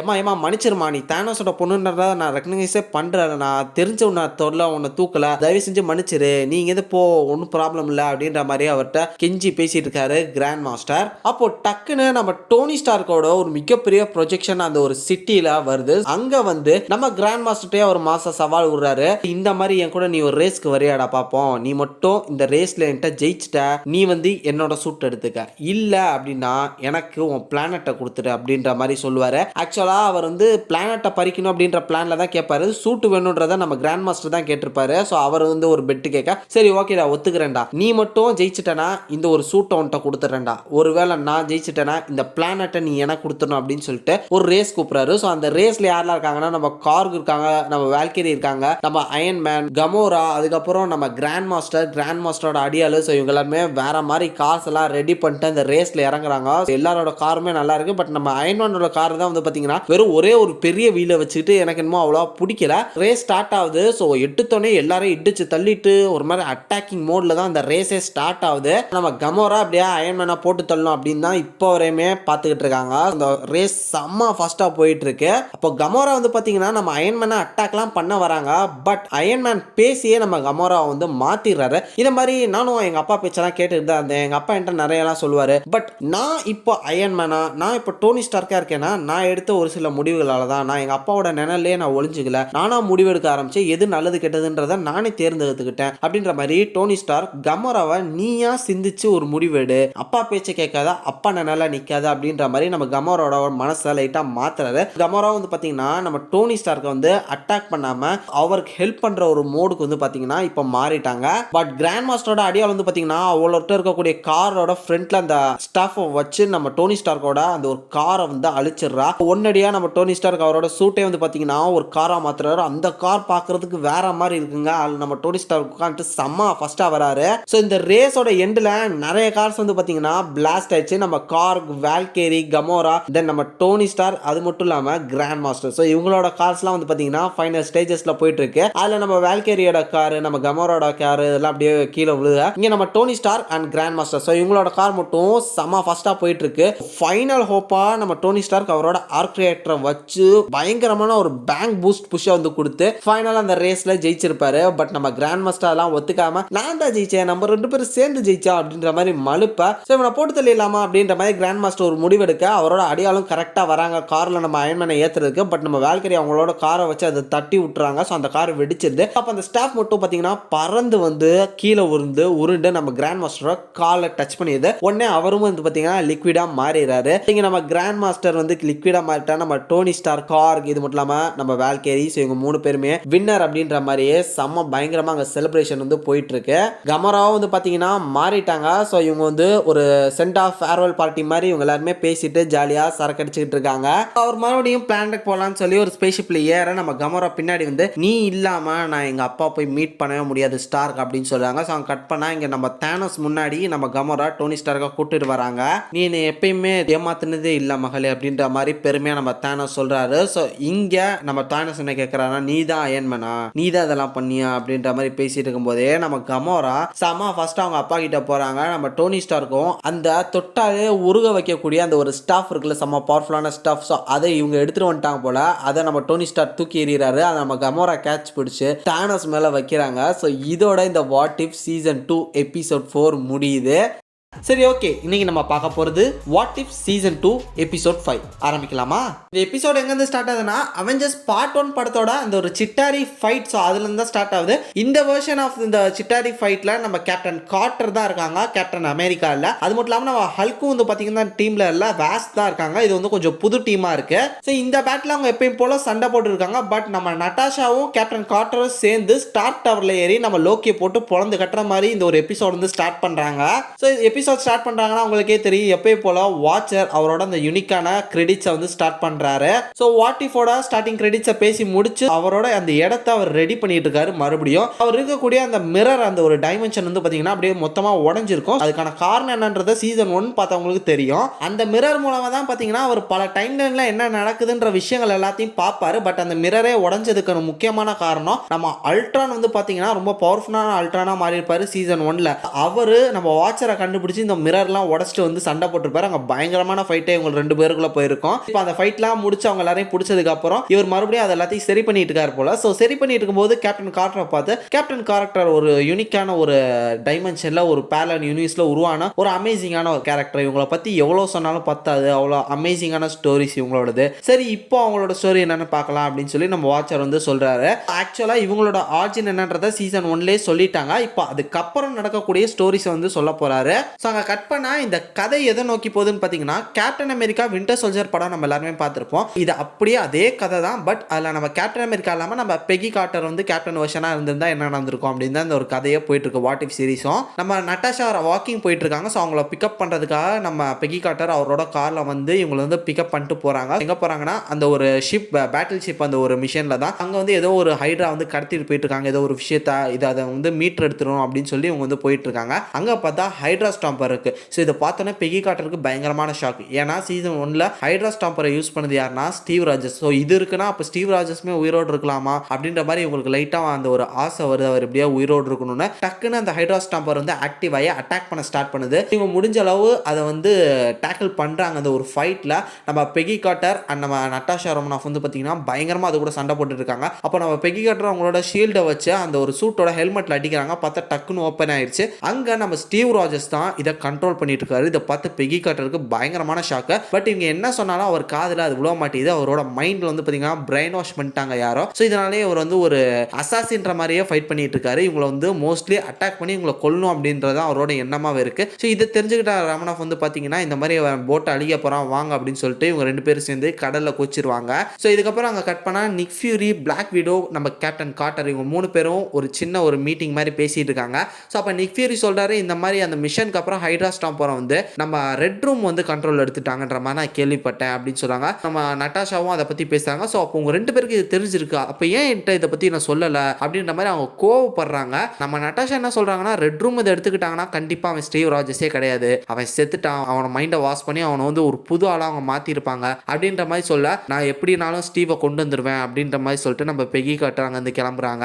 ஸோ அதை கட் பண்ணால் ஷீல்டில் ஒரு முக்கியமான பொறுப்புலாம் நம்ம பக்கி தான் வந்து பார்த்தீங்கன்னா இப்போ இருக்காரு. அவர் ஒரு முக்கியமான மீட்டிங் பேசிட்டு இருக்கும்போது டக்குன்னு நிறைய பேர் வந்து சார் இந்த மாதிரி உங்களுக்கு ஆபத்து நடக்க போகுது, உங்களை காப்பாற்றுறேன் அப்படின்னு சொல்லும் போதே ஹைட்ரா ஸ்டாம்பர் வந்து அந்த இடத்துல மிகப்பெரிய அட்டாக் வந்து ஏற்படுத்துது. ஸோ உடனடியாக நம்ம பிளாக் விடோ, நம்ம பெகி கார்ட்டர் இவங்களை வந்து சேர்ந்து பக்கியை வந்து எப்படியா காப்பாற்றணும் ஹைட்ரா ஸ்டாம்பர் இருந்து அப்படின்னு சொல்லிட்டு எல்லாருமே போராடுறாங்க. அந்த ஹைட்ரா ஸ்டாம்பர்ல இருக்கக்கூடிய ஸ்டீவ் அவரோட ஃப்ரெண்டு பக்கிவே கொல்றதுக்காக வந்துட்டு இருக்காரு. பட் அவர் எதுவுமே இல்லை, அவர் தெரியல, உணர்ச்சியே இல்லை. அவர் டோட்டலாக ஒரு பிரெயின் வாஷ் செய்யப்பட்ட ஒரு அசாசினாவே மாறி என்ன ஏதுன்னு ஃபீலிங்ஸே தெரியாமல் எல்லாரையும் கொல்றதுக்காக வந்துகிட்டு இருக்காரு. நம்ம பெகி கார்ட்டரும் பார்த்தீங்களா முடிஞ்ச அளவு ஒரு தடுத்து நிறுத்துக்காக எப்படியோ சண்டைலாம் போடுறாங்க. பட் சுற்றி முற்றி நம்ம பெகி கார்ட்டரெல்லாம் தள்ளி விட்டுட்டு அந்த ஹைட்ரா ஸ்டாம்பர் நம்ம பக்கி முன்னாடி நின்று அவரை ஷூட் பண்ண வரும்போது சரி ஓகே ஷூட் பண்ணு, என் ஃப்ரெண்டு தான் இதை பண்ணுறான்னு நான் சந்தோஷமாக தான் ஏற்றுக்குவேன், ஆனால் நீ மாறணும் அப்படின்ற மாதிரி அவரோட அந்த எமோஷனலாக ஸ்டீவ் முழிச்சுக்க அப்படின்னு சொல்லிட்டு பேசும்போது லைட்டாக அவர் தயங்கி பார்த்துட்டு மறுபடியும் சொல்றதுக்கு வராரு. நம்ம பெகி கார்ட்டர் உள்ள புந்து பயங்கரமாக சண்டை போடுறாங்க. வானத்தில் போய் வேற மாதிரி 2 பேரும் சண்டை போட்டு இருக்கும்போது அவங்களோட ஷீல்டை வச்சு செம்ம ஃபோர்ஸாக அந்த ஹைட்ரா ஸ்டாம்பரோட செஸ்ட்லேயே அடிக்கிறாங்க. டக்குன்னு அது ஆஃப் ஆயிடுது. அவங்களோட ஃபுல் ஃபோர்ஸையும் பவரையும் யூஸ் பண்ணி ஹைட்ரா ஸ்டாம்பரை பிடிச்சிக்கிட்டு பிளாக் விடோட குவிட்ஜெட்ல இவங்க 2 பேரும் ஏறிறாங்க. ஸோ இவங்க அங்கேருந்து ரொம்ப தூரம், அதாவது ஷீல்டோட கண்காணிப்புலேயே சிக்காத ஒரு சில இடங்களுக்கு எங்கே போகலாம் அப்படின்னு சொல்லி ஸ்காட்லாண்டில் போய் இறங்குறாங்க. ஸோ அப்போ நம்ம ஹைட்ரா ஸ்டாம்பரை வச்சுட்டு இவங்க 2 பேரும் இதை பற்றி பேசிகிட்டு இருக்காங்க. ஸோ இந்த மாதிரி ரெட் ரூமா நான் ஒரு தடவை அழிக்கலாம் ட்ரை பண்ணியிருக்கேன், ஆனால் ரெட் ரூமா அழிச்சதே இல்லை. அது வந்து எங்கே இருக்குது, அந்த பேஸ் எங்கே இருக்குன்னு இங்கே நிறைய பேருக்கு தெரியாது. அங்கே நம்ம எப்படி போகிறது, அங்கேருந்து எப்படி ஸ்டீவை காப்பாற்றுறது, ஸ்டீவை வந்து அவங்க கண்ட்ரோலில் வச்சிருக்காங்க. இதை பற்றி அவங்க பேசிட்டு இருக்கும்போது டக்குன்னு நம்ம ஸ்டீவ் ராஜர்ஸ் வந்து அந்த இடம் எங்கே இருக்குன்னு நான் காட்டுறேன் அப்படின்னு சொல்ல, இங்கே நம்ம Peggy Carter okay Steve Rogers வந்து இந்த ஒரு விஷயத்துலேருந்து வந்துட்டான் அப்படின்னு சொல்லிட்டு 2 பேரும் பேசிட்டு இருக்காங்க. இந்த மாதிரி நான் உங்களுக்கு ஹெல்ப் பண்ணுறேன், அவங்களுக்கு என்னோட பாடி மிஷினில் இருக்கக்கூடிய ஏதோ ஒரு சின்ன ப்ராப்ளம், இன்ஜுரி, அந்த மாதிரி அவங்களுக்கு நான் மெசேஜ் பாஸ் பண்ணி நம்ம இருக்கிற இடத்துக்கு அவங்கள வர வைக்கிறேன். இந்த மாதிரி நம்ம பெகி கார்ட்டருக்கு ஹெல்ப் பண்ணுற வேலை பார்க்குறாரு. ஸோ நமக்கு தெரிய வந்துச்சு ஓகே ஸ்டீவ் ராஜர்ஸ் மறுபடியும் அந்த ஒரு பழைய நினைவுகளை எடுத்துட்டாரு அப்படின்னு சொல்லி இவங்க 2 பேரும் அந்த இடத்துக்கு போய் சேர்றாங்க. ஸோ அதாவது ரெட் ரூம்ல இருக்கக்கூடிய ஆளுங்க நம்ம ஸ்டீவ் ராஜர்ஸை மீட் பண்ண வரேன் அப்படின்னு சொன்னால் அந்த ஒரு இடத்துக்கு இவங்க வந்துட்டாங்க. இங்கே கொஞ்சம் டைம் ஸ்பெண்ட் பண்ணலான்னு இவங்க 2 பேரும் பேசும்போது நட்டாஷா சரி ஓகே நான் கலந்துக்கிறேன் அப்படின்ற மாதிரி போயிடுவாங்க. இவங்க அவங்களோட பாஸ்ட் லைஃப் இப்போ அடுத்து என்ன பண்ணுறது அப்படின்ற மாதிரி 2 பேரும் தயங்கி பேசிட்டு இருக்கும்போது அங்கே இருக்கக்கூடிய ரொபாட்டிக் ஸ்டாச்சுஸ்லாம் வந்து பார்த்தீங்கன்னா இவங்களை பயங்கரமாக அட்டாக் பண்ணுது. ஸோ அவங்களும் பதிலுக்கு இது எல்லாத்தையும் போட்டு அடிச்சு நொறுக்கிட்டு இருக்காங்க. பட் முடிஞ்ச அளவு இவங்க ட்ரை பண்ணியும் இவங்களை வந்து பிடிச்சிடுறாங்க. உடனடியாக அந்த ரெட் ரூமோட பேஸ் அவங்களுக்கு மேலே இறங்குது. இறங்குது. அங்கிருந்து நிறைய பவர்ஃபுல்லான பிளாக் விடோஸ் இறங்குறாங்க. பார்த்தா அதுல மெலினாவும் இருக்காங்க. மெலினா பிளாக் விடோ படத்துல நம்ம பார்த்திருப்போம். நம்ம பிளாக் விடோவுக்கு ஒரு அம்மா ரோல் பிளே பண்ணியிருப்பாங்க. அவங்க தான் வந்து பாத்தீங்கன்னா இதுல ஒரு முக்கியமான ஒரு லீடரா வராங்க. ஸோ மறுபடியும் அந்த ரெட் ரூம்ல இருக்கக்கூடிய ஆளுங்க நம்ம ஹைட்ரா ஸ்டாம்பரை கண்ட்ரோல் எடுத்துறாங்க. மறுபடியும் ஸ்டீவ் ராஜர்ஸ் எல்லாத்தையும் மறந்துட்டு ஒரு மிஷினா மாறிடுறாரு. இவங்களை அரெஸ்ட் பண்ற இந்த கேப்ல நம்ம நட்டாஷாவும் பெகி கார்ட்டரும் இவங்களை டைவர்ட் பண்ணிட்டு சண்டை போட்டு அங்கிருந்து எஸ்கேப் ஆகுறாங்க. அந்த மொத்த பிளாக் விடோஸ்மே இப்போ நம்ம நட்டாஷாவை தேடிட்டு இருக்காங்க. அந்த ஹைட்ரா ஸ்டாம்பர் நம்ம பெகி கார்ட்டரை வந்து டார்கெட் வச்சிருக்காங்க. ஸோ இங்க ரெண்டு பேரும் அவங்கள அட்டாக் பண்ணிட்டு இருக்காங்க.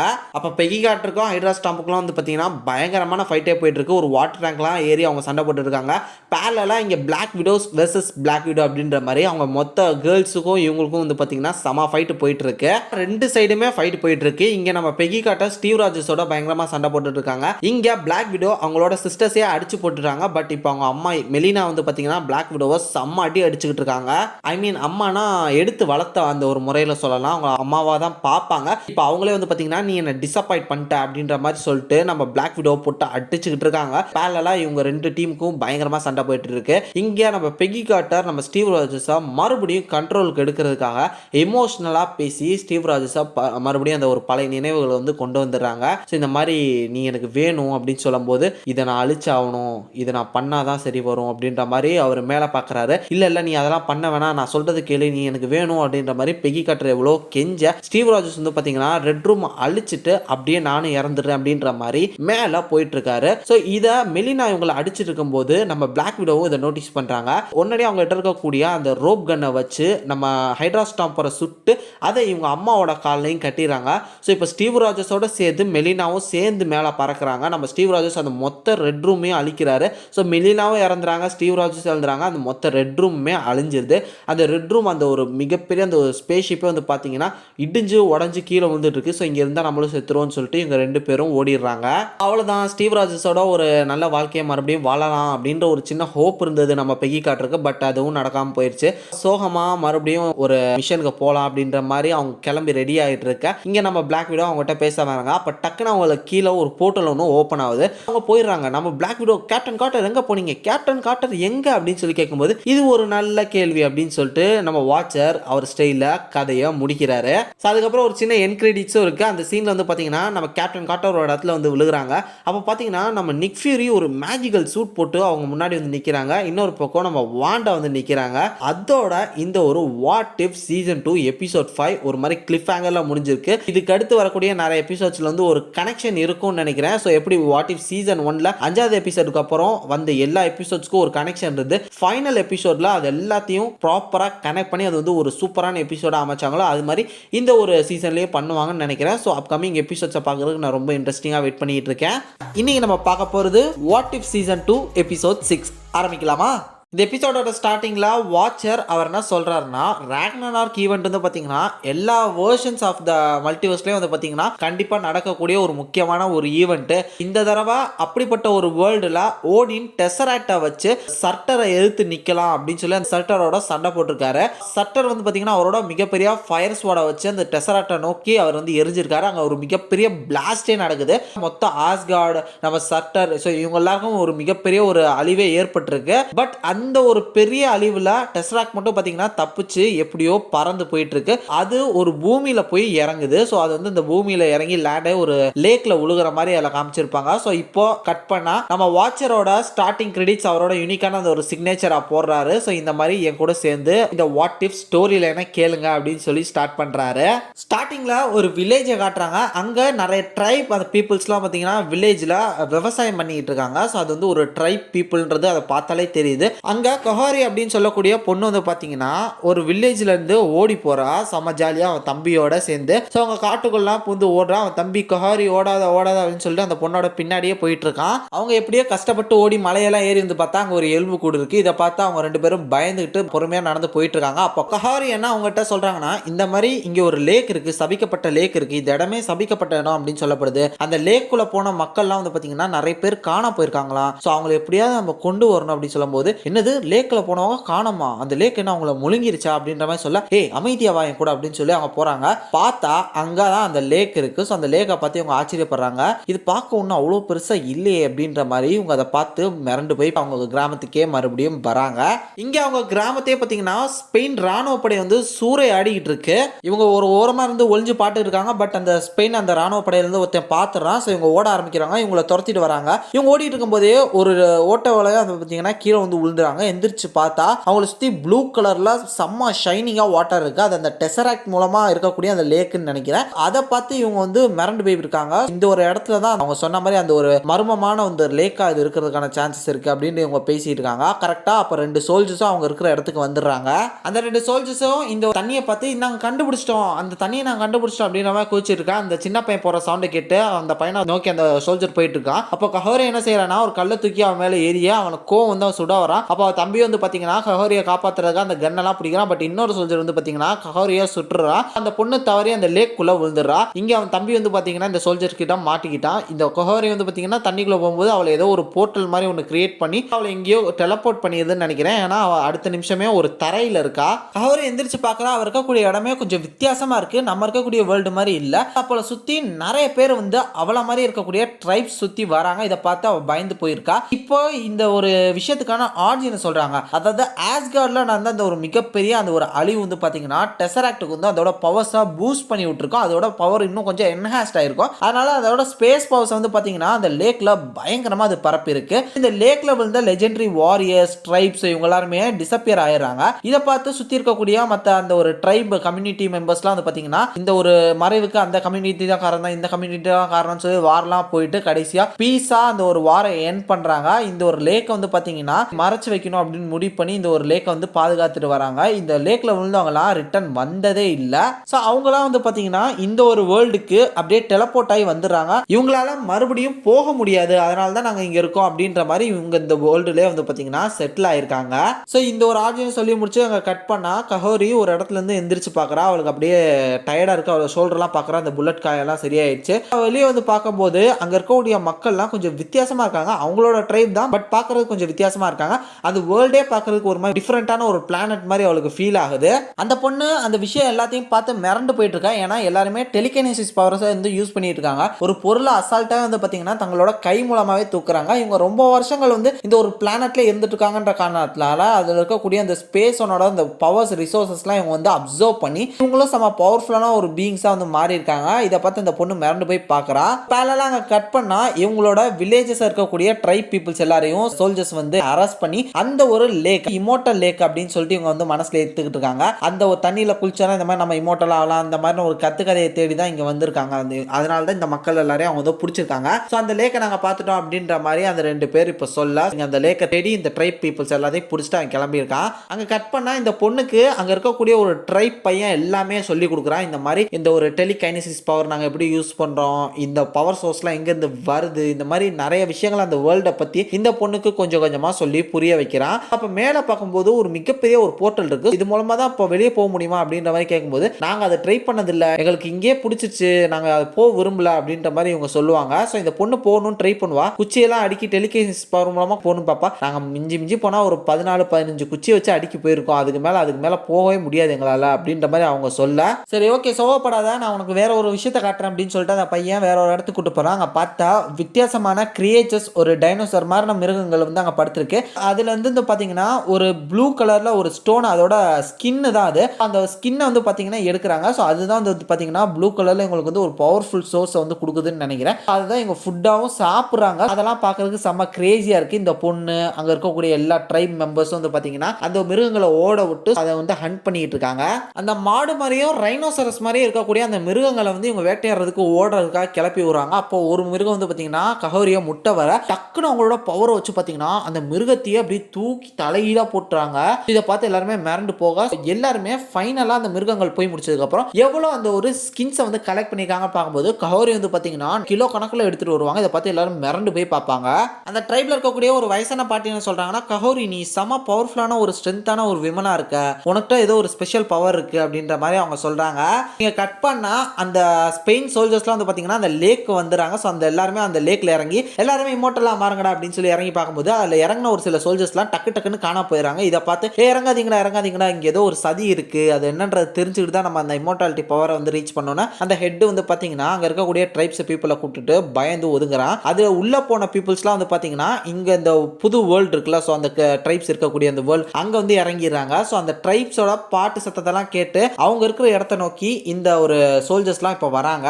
ஸோ அந்த சோல்ஜர்ஸ்லாம் இந்த ட்ரைப் பீப்புள்ஸை சுட வரும்போது கஹோரி அந்த மொத்த புல்லட்ஸ்லேயும் வந்து பார்த்தீங்கன்னா தடுத்து நிறுத்திடுறா. இதை பார்த்து அந்த சோல்ஜர்ஸ் எல்லாமே பயந்து போய் நிற்க கஹோரி அப்போ அந்த சோல்ஜர் போட்டிருந்த ஒரு செயினை பார்த்து அவங்களோட வில்லேஜ் பீப்புள்ஸோட ஞாபகம் வந்துருச்சு. அவங்க அப்போ இவங்க எல்லாரையும் பிடிச்சி கஷ்டப்படுத்திட்டு இருக்காங்க போல அப்படின்னு சொல்லி அந்த புல்லட்ஸ் எல்லாத்தையுமே திருப்பி அவங்க சைடு அனுப்பிச்சிட்டு இங்க அவ சம கோவத்துல இருக்கா. இப்போ இந்த ட்ரைப் பீப்புள்கிட்ட வந்து சொல்றா, இந்த மாதிரி எங்களோட வில்லேஜை காப்பாத்தினா அது உங்களோட வில்லேஜ் தான், வாங்க போலாம் அப்படின்ற மாதிரி சொல்ல, நாங்க இங்கே இருந்துக்கிறோம், எங்களுக்கு இதுதான், அது எங்களுக்கு உலகம் இல்ல, நீ இங்கே இருந்துரு அப்படின்ற மாதிரி பேச, அது என்னோட ஊரு என்னோட வில்லேஜ், அவங்க இருக்கக்கூடிய மக்களரையும் நான் தான் காப்பாற்றுவேன் அப்படின்ற மாதிரி சொல்லி மேல இருக்கக்கூடிய போர்ட்டலை சம பவர் அவங்க யூஸ் பண்ணி அந்த மொத்த போர்ட்டலையும் கீழே இறக்கிறாங்க. அதை பார்த்து அந்த மொத்த மக்களுமே மிரண்டு போய் பார்த்துட்டு இருக்காங்க. இந்த மாதிரி நானே பார்த்துக்கிறேன், என் வில்லேஜ் மக்களை நானே காப்பாற்றிக்கிறேன் அப்படின்னு சொல்லி கஹாரி அங்கேருந்து கிளம்புறாங்க. கட் பண்ணா அங்கே அந்த ஸ்பெயின் சோல்ஜர்ஸ்லாம் வந்து பார்த்தீங்கன்னா கப்பலில் எல்லா ட்ரைப் பீப்புள்ஸையும் ஏற்றிக்கிட்டு இருக்காங்க. இவங்க செம்ம ஃபாஸ்ட்டாக அவங்க ட்ரைப் பீப்புள்ஸ் அதில் காப்பாற்றுறதுக்காக ஓடி வந்துகிட்டு இருக்காங்க. இவங்களை பார்த்து அந்த மொத்த சோல்ஜர்ஸும் மிரண்டு போய் பார்க்க அவளை அட்டாக் பண்ணுங்கடா அப்படின்னு சொல்லிட்டு மொத்த பேரும் இந்த பொண்ணை அட்டாக் பண்ண வராங்க. பட் இவங்களோட டெலிகினசிஸ் பவரை வச்சு எல்லா சோல்ஜர்ஸையும் தூக்கி எறிகிறாங்க. இதை பார்த்து செம்ம கடுப்பான அந்த ஒரு சோல்ஜர் ஹெட் என்ன செய்யறானா, எல்லாரும் கீழே குனிங்கடா, பேட்டில் ஷிப்ல இருக்கக்கூடிய கேனன்ஸை வச்சு விளையாடிங்க அப்படின்னு சொல்லிட்டு அந்த கேனனை வச்சு தாக்குறாங்க. அவங்க அட்டாக் பண்ணக்கூடிய அந்த கேனன் புல்லட்ஸ் வந்து பார்த்தீங்கன்னா அவள் தடுத்து நிறுத்துறா. பட் இருந்தாலுமே அவளால் முடியல. ஒரு கேனன் புல்லட் அவளோட மூஞ்சிலே அடிச்சிருது. அந்த சோல்ஜர்ஸ் இவளை அட்டாக் பண்ணி இவளை தாக்கலாம் அப்படின்னு சொல்லி கிட்ட வரும்போது பார்த்தீங்கன்னா அந்த மொத்த ட்ரைப் வில்லேஜஸ் அந்த ஒரு புது வேர்ல்டில் மாற்றிக்கிட்டாங்களா, அவங்க எல்லாருமே இப்போ இவங்களோட ட்ரைப் வில்லேஜஸை வந்து காப்பாற்றுறதுக்காக செம்ம ஃபர்ஸ்ட் அவங்களோட பவர் சோர்ஸை வச்சு அடிக்கிறாங்க. இந்த ட்ரைப் வில்லேஜை சேர்ந்தவங்களாம் வந்து பார்த்தீங்கன்னா அந்த நியூ வேர்ல்ட்லேருந்து வந்தவங்க. இவங்களுக்கு தான் வந்து பார்த்தீங்கன்னா ஸ்பெஷல் பவர்ஸ் இருக்கு. ஏன்னா அவங்க தான் அந்த வேர்ல்டே வாழ்ந்தவங்க. இந்த பொண்ணு வந்து அந்த ஒரு மக்களோட மனசை மாத்திட்டன்ற காரணத்தினால மொத்த மக்களும் ஓடி வந்து அங்க அவங்களோட பழைய ட்ரைப் பீப்புள்ஸ் வந்து காப்பாத்துறாங்க. அந்த ஷிப் எல்லாத்தையும் உடைச்சு. ஸோ ஃபைனலாக கஹோரி வந்து பார்த்தீங்கன்னா அவளோட இந்த ட்ரைப் பீப்புள்ஸை வந்து காப்பாற்றி அவளோட வில்லேஜையுமே காப்பாற்றிடுறா அந்த சோல்ஜர்ஸ்ட் வந்து. இங்கே கட் பண்ணால் அந்த ஸ்பெயின் கவர்மெண்ட்டை சேர்ந்த கியூன் வந்து பார்த்தீங்கன்னா இந்த மாதிரி பல தடவை இதை அனுப்பிச்சிட்டோம். பட் அந்த ஒரு இமோர்டல் லேக்கை பற்றி எதுவுமே தெரிய வரல. போன சோல்ஜர்ஸையும் காணோம். தொடர்ந்து நம்ம சோல்ஜர்ஸ் அனுப்புவோம் இந்த மாதிரி அவங்க பேசி இருக்கும்போது டக்குன்னு அங்கே ஒரு போர்ட்டலை கிரியேட் பண்ணிட்டு கஹோரி அந்த ஒரு கவர்மெண்ட் முன்னாடி வந்து நின்று பேசுறாங்க. இந்த மாதிரி நாங்க வந்து பீஸை தேடி வந்திருக்கோம், எங்க வில்லேஜுக்கு இனிமே யாரையும் அனுப்பாதீங்க, நாங்களும் உங்களை டிஸ்டர்ப் பண்ண மாட்டோம் அப்படின்னு சொல்ல, என்ன பீஸை பத்தி எல்லாம் பேசுற, அதெல்லாம் நான் தான் முடிவு பண்ணுவேன், நீ எல்லாம் எங்களுக்கு கீழே அப்படின்ற மாதிரி பேச அந்த ராணியை தூக்கி போட்டு மிச்ச போடி வேணும் அப்படின்னு சொல்லிட்டு அவளோட த்ரோனே வந்து பாத்தீங்கன்னா கஹோரி உடைச்சு நொறுக்கிடுவாங்க. நாங்க சொல்றது கேளுங்க, அமைதி வேணும்னு கேட்டு கெஞ்சி பிச்சை கேட்டு வரல, நான் அமைதி வேணும்ன்றத உன்கிட்ட சொல்லிட்டு போகிறதுக்கு வந்திருக்கேன், என் வில்லேஜுக்கு உன்னோட ஆளுங்க யாரையும் அனுப்பாத அப்படின்ற மாதிரி கஹோரி அங்க சொல்லிட்டு இருக்கா. அடடா உலக அமைதியை ஒரே நிமிஷத்துல நிலைநாட்டிட்டா அப்படின்ற மாதிரி பின்னாடி இருந்து ஒரு சவுண்ட் கேட்குது. பார்த்தா நம்ம ஈவில் ஸ்ட்ரேஞ்ச் வராரு. நம்ம டாக்டர் ஸ்ட்ரேஞ்ச் வந்து நான் தான் ஸ்டீஃபன் ஸ்ட்ரேஞ்ச், நான் உன்னை ரொம்ப நாளா தேடிட்டு இருக்கேன் அப்படின்ற மாதிரி சொல்றாரு. இதோட இந்த வாட் இஃப் சீசன் 2 எபிசோட் 6 முடியுது. சரி ஓகே ஃப்ரெண்ட்ஸ், இன்னைக்கு நம்ம வாட் இஃப் சீசன் 2 எபிசோட் 7 தான் பார்க்க போறோம். ஆரம்பிக்கலாமா? இந்த எபிசோடோட ஸ்டார்டிங்கில் ஓடின் எப்படி அந்த 9 realms வந்து கண்ட்ரோலுக்கு எடுத்துகிட்டு வந்தாருன்றதை காட்டுறாங்க. ஸோ அவருக்கு ஒரு பக்கபலமாக இதுக்கு இருந்தது அவரோட பொண்ணு ஹெலா தான். இவங்க 2 பேரும் சேர்ந்து பல பிரான்ச்சஸ் வந்து பார்த்தீங்கன்னா கண்ட்ரோலுக்கு எடுத்து அந்த 9 realmஸையும் கண்ட்ரோலுக்குள்ளே எடுத்துடுறாங்க.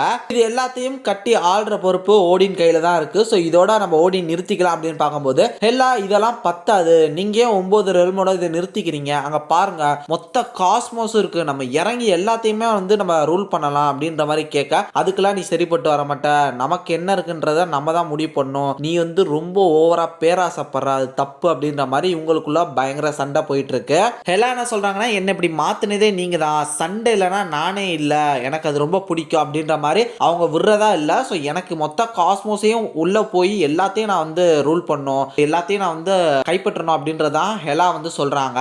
இங்க ஆல்ஃபாதர் ஓடின் தான் பொண்ணு வந்து ரொம்பவே கேவலமா மாறிட்டு இருக்கா, நம்ம நினைச்சதை விட ரொம்ப மோசமா மாறிட்டு இருக்கான்றது தெரிஞ்சு அவளை ஹெல்ல அரெஸ்ட் பண்ணிடுவாரு. இது நமக்கு தெரிஞ்ச எல்லா வேரியன்ட் ஆஃப் ஹெலா. பட் இதை தாண்டி இந்த வெர்ஷன்ல ஓடின் ஒரு முடிவு எடுத்து அதை வேற மாதிரி பண்ணலாம் அப்படின்னு சொல்லிட்டு ஹெல்லுக்கு நம்ம ஹெலாவை அனுப்பல. ஸோ அந்த டைம்ல ஹெலா என்ன செய்யறாங்களா, அவங்க கையில் இருக்கக்கூடிய மியானியரை நம்ம ஓடினோட ஃபேஸ்க்கு தூக்கி எறிய நம்ம ஓடின் அதை பிடிச்சி அதை நொறுக்கிறாரு. ஹெல்லாக்கு பயங்கரமான ஷாக்கு. இது மட்டும் இல்லாம நான் உன்கிட்ட இருந்து ஹெல்லான்றத பதவியை எடுக்கிறேன் அப்படின்னு சொல்லி அவங்களோட ஹெல்மெட்டை உருவிடுறாரு. நான் நினைச்சதை விட நீ ரொம்ப ரொம்ப மோசமாயிட்ட, இதுக்கு இனிமே நீ சரிப்பட்டு வரமாட்ட அப்படின்னு சொல்லிட்டு பைஃப்ராட்ஸ் ஓபன் பண்ணி ஹெலாவை ஏர்த்துக்கு தூக்கி போடுறாரு. அது மட்டும் இல்லாமல் அவங்களோட ஹெல்மெட்ல வந்து இந்த மாதிரி ஒருத்தியான ஆளால மட்டும்தான் இந்த ஹெலாவோட பவரை வந்து ரீச் பண்ண முடியுன்ற ஒரு பவர்ஃபுல்லான ஸ்பெல்லையும் கேஷ் பண்ணி அதையும் பூமிக்கு தூக்கி போடுறாரு. இங்க அந்த ஹெல்மெட் வந்து பாத்தீங்கன்னா பயங்கர ஃபாஸ்டா ஒரு இடத்துல வந்து விழுகுது. அங்க நம்ம மேண்ட்ரின் 10 ரிங்ஸ் வச்சிருக்கக்கூடிய மேண்ட்ரின் வந்து பாத்தீங்கன்னா அந்த ஹெல்மெட்டை பாக்குறாரு. இங்க இருந்து பாத்தீங்கன்னா வாட் இஃப் சீசன் 2 அந்த எபிசோட் 7க்கான அந்த ஸ்டார்டிங் கிரெடிட்ஸா வாட்சர் சொல்றாரு அவரோட ஸ்டைல எப்பயும் போல. ஸோ ஒரு பயங்கரமான மழை பெஞ்சிட்டு இருக்க அந்த ஒரு இடத்துல ஹெலா நடந்து வராங்க. அங்க நம்ம மேண்ட்ரின் அவங்களுக்கு ஆப்போசிட்ல நிக்கிறாங்க.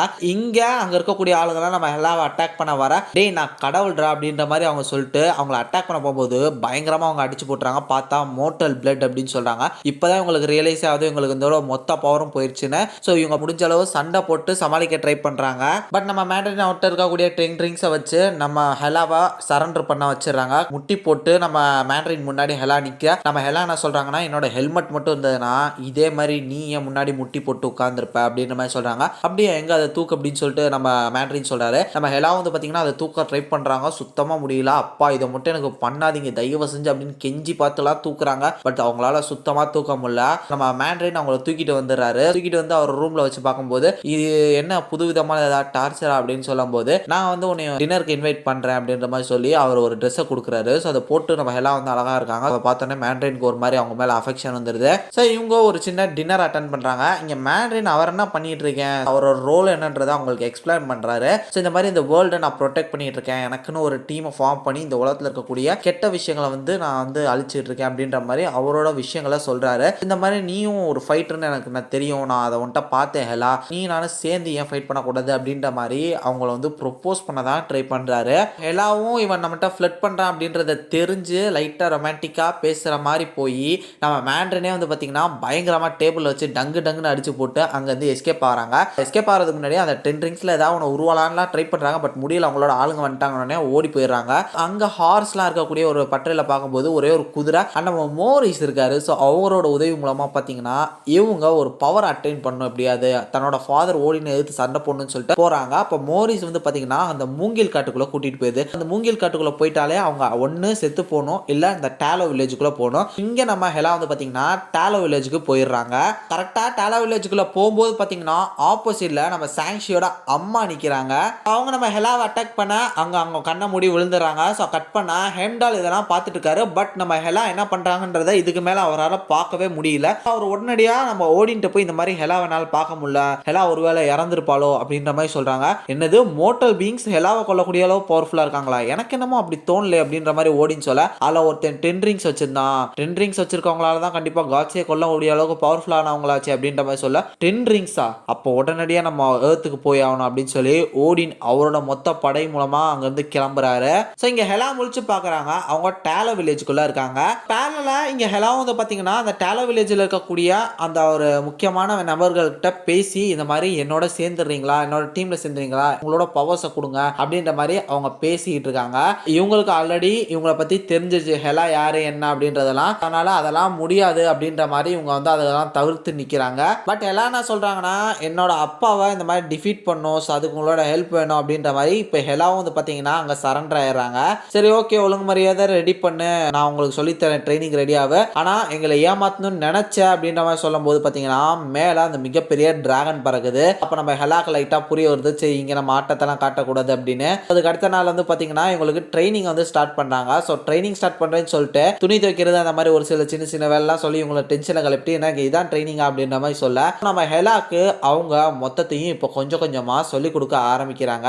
அவங்க என்ன கேட்குறாங்கன்னா ஹெலாட்டா உனக்கு என்ன வேணும் அப்படின்னும் போது 9 realms கண்ட்ரோல் பண்ணும், அந்த மாதிரி காஸ்மோஸை நான் ரூல் பண்ணும், அதுக்கப்புறம் அப்படின்னு சொல்லி அவங்க கேட்க உனக்கு என்னதான் வேணும் ஃபைனல் அப்படின்னு சொல்லி நம்ம ஹெலாவோட உள்ள இருக்கக்கூடிய அந்த ஒரு ஆள் மனசை வந்து ட்ரிகர் பண்ணி விட்டுறாங்க. அப்போ அவங்க சின்ன வயசா இருக்கும்போது பார்த்தீங்கன்னா அவங்களோட நாய் கூட செம ஜாலியாக விளையாண்டுட்டு இருக்காங்க. அப்போ ஓடின்னு என்ன செய்யறாங்கன்னா அந்த நாயை கூப்பிட்டு அந்த நாய்க்கு வந்து வேட்டையாடுற குணம் இருக்கு, அதே மாதிரி உனக்கும் அந்த ஒரு குணம் இருக்கு அப்படின்ற மாதிரி சொல்லி அவங்க வந்து சின்ன வயசுல ரொம்பவே மோசமானவராக இருந்திருக்காங்க நம்ம ஓடின். இவங்க எல்லாரையும் வந்து பார்த்தீங்கன்னா இப்படி வெறி பிடிச்சவங்களா மாத்தினதே இவர் தான். அதுக்கப்புறம் நீங்க ரொம்ப வெறி பிடிச்சவங்களா மாறிட்டீங்கன்னு சொல்லி அதை வந்து தடுத்து நிறுத்துறன்ற பேர்ல அப்படி பண்றதும் நம்ம ஓடின் தான். ஸோ ஹெலா என்ன விரும்புனாங்களா, அவங்க இஷ்டத்துக்கு அவங்க பிடிச்ச மாதிரி வாழ்ற ஒரு ஃப்ரீடமான ஒரு லைஃப் தான். பட் அவங்களுக்கு அது சின்ன வயசுல கிடைக்கல. இப்போ என்ன சொல்றாங்கன்னா இந்த மாதிரி ஃப்ரீடம் ஃப்ரீடம் அண்ட் பீஸை வந்து நான் நிலைநாட்டுவேன். காஸ்மோஸில் இருக்கக்கூடிய எல்லாருமே அவங்க நினைக்கிற மாதிரி நிம்மதியாக வாழக்கூடிய அளவுக்கு அவங்க என்ன ஆசைப்படுறாங்களோ அப்படி அவங்க இருக்கிற மாதிரி அவங்களுக்கு ஒரு ஃப்ரீடம் அண்ட் பீஸை நான் நிலைநாட்டுவேன் அப்படின்னு சொல்லும்போது இங்கே அவங்க சொல்கிறாங்க, சரி இப்போ நீ ரெடி ஆயிட்ட அப்படின்ற மாதிரி சொல்கிறாங்க.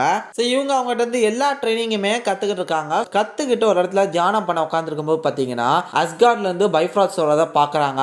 இல்லை அப்பா வந்துட்டார் அப்படின்னு சொல்லிட்டு இவங்க கிட்ட ஆசீர்வாதம் வாங்கிட்டு இவங்களோட வெப்பன்ஸ் எடுத்துட்டு நம்ம ஹெலா அங்கேருந்து கிளம்புறாங்க. பேலெல்லாம் இங்கே பார்த்தீங்கன்னா நம்ம அஸ்கார்ட்லேருந்து இறங்கின ஓடின் நம்ம 10 ரிங்ஸ் வச்சிருக்கக்கூடிய மேண்டரின் கூட பயங்கரமாக சண்டை போடுறாங்க. இந்த மாதிரி இந்த வெப்பன் எப்படி யூஸ் பண்ண கூட உனக்கு தெரியாது, ஒழுங்கு அந்த 10 ரிங்ஸை கொடு அப்படின்ற மாதிரி இவரும் இப்போ வந்து ஃபைட் பண்ணிட்டு இருக்காரு. அப்போ நம்ம ஹெலா வந்து பூந்து பார்த்தீங்கன்னா நம்ம மேண்டரினோட சேர்ந்து அவங்க அப்பாவை எதிர்த்து நின்று சண்டை போட்டுட்டு இருக்காங்க.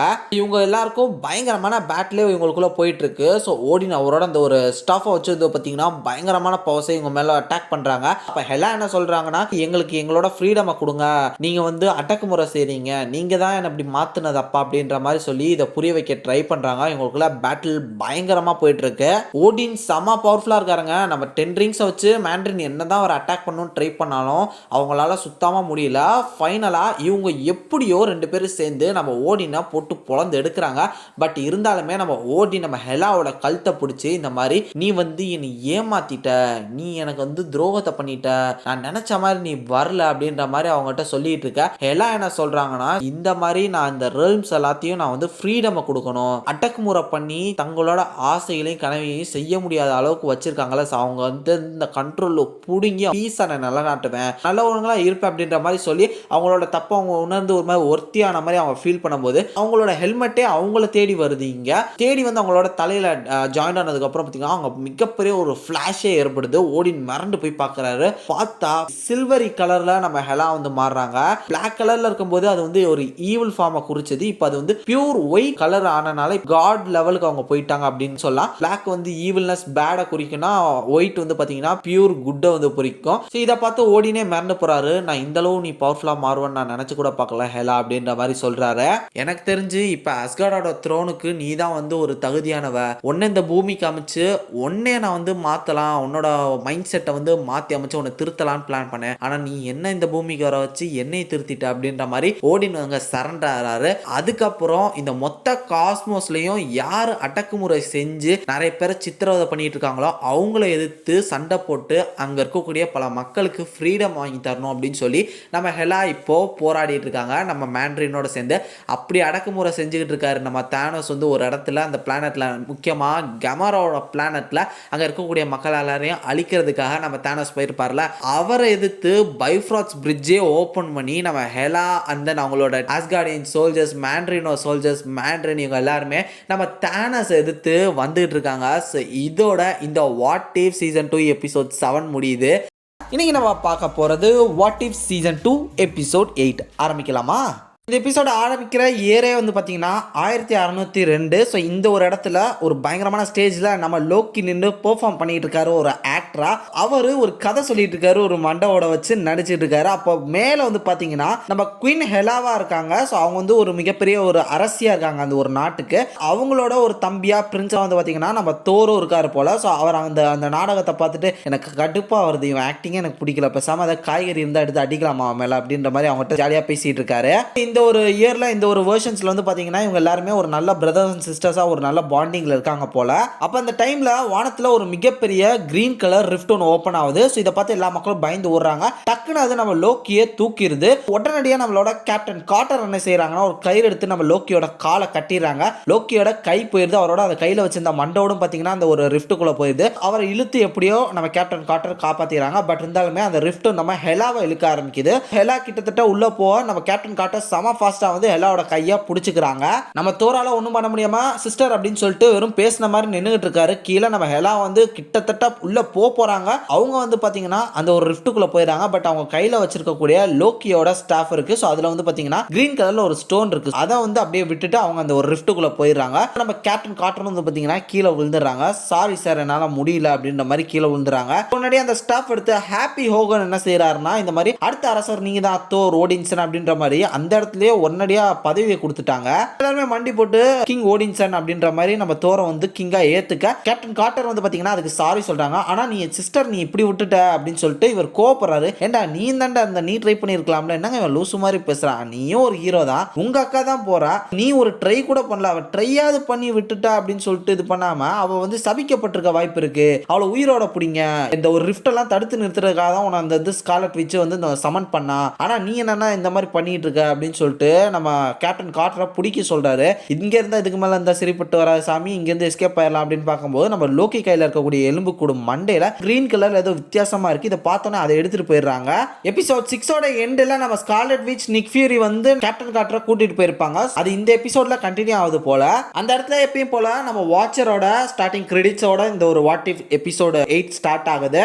கேப்டன் கார்ட்டர் அவங்ககிட்ட இருந்து தப்பிச்சு ஓடிட்டு இருக்காங்க. அப்போ வாட்சர் என்ன சொல்றாருன்னா, இந்த மாதிரி கேப்டன் கார்ட்டரை இந்த ஒரு இடத்துல சமன் பண்ணி அவங்கள மாட்ட வச்சதே வாண்டா தான், பாவம் அழிய போற உலகத்துல இவ என்ன பண்ண போறா, என்ன போராட போறா அப்படின்ற மாதிரி இவரு குமுறிக்கிட்டு இருக்க. ஏய் நீ பேசுறது எனக்கு கேக்குது அப்படின்னு சொல்ல, என்னது உண்மையா கேக்குதா, சில நேரம் கேட்கும் அப்படின்னு சொல்லிட்டு நம்ம பெகி கார்ட்டர் சொல்றாங்க. சரி வா அப்படின்னு சொல்லி கூப்பிடுறாரு. எதுக்கு அப்படின்னும் போது உன்னோட யூனிவர்ஸ்லேயே உன்னை விட்டுறேன், இங்கெல்லாம் இருக்காத, அவ்வளோதான், இது அழிய போகுது, உங்களுக்கு இங்கே என்ன நடக்குதுன்னே தெரியும் அப்படின்னும் போது எனக்கு நல்லாவே தெரியும், இது வந்து 1600ம் 2000ம் வந்து பார்த்தீங்கன்னா இப்போ ஒன்றா சேர்ந்து இது வந்து கொலாப்ஸ் ஆயிருக்கு அப்படின்ற மாதிரி சொல்கிறாங்க. பரவாயில்ல உனக்கு ஏதோ கொஞ்சம் தெரிஞ்சிருக்கு அப்படின்னு சொல்ல, இதை வந்து நான் மாற்றி எப்படியாவது காப்பாற்றின இந்த ஒரு யூனிவர்ஸ் அப்படின்ற மாதிரி சொல்லும்போது நான் இது மாதிரி 1000 பார்த்துக்கிட்டு இருக்கேன், அழியிறது அழியதான் செய்யும், வா என் கூட, நான் உன்னோட யூனிவர்ஸ்லேயே அவனை விட்டுறேன் அப்படின்னு சொல்லும்போது நான் பார்க்குற யூனிவர்ஸ் அழியக்கூடாது, நான் என்னால் முடிஞ்சதை செய்வேன் அப்படின்ற மாதிரி சொல்கிறாங்க. கட்டினா பேரரா இங்கே நம்ம தோரும் அவங்களோட டீமுமே வந்து பார்த்தீங்கன்னா இதை பற்றி பேசிக்கிட்டு இருக்காங்க.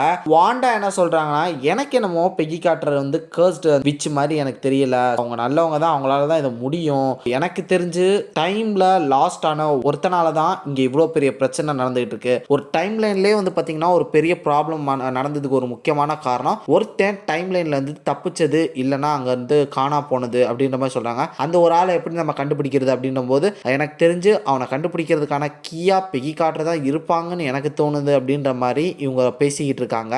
ஸோ கட் பண்ணா ஒரு காலையில் நம்ம டோனி ஸ்டார் தூங்கிட்டு இருக்காரு, அவர் மூஞ்சில தண்ணி ஊற்றி குட் மார்னிங் டோனி அப்படின்னு சொல்லி பெகி கார்ட்டர் நிற்கிறாங்க. நம்மளால எனக்கு கொஞ்சம் 5 நிமிஷம் தூங்க விடுவோம் அப்படின்ற மாதிரி படுத்துடுறாரு.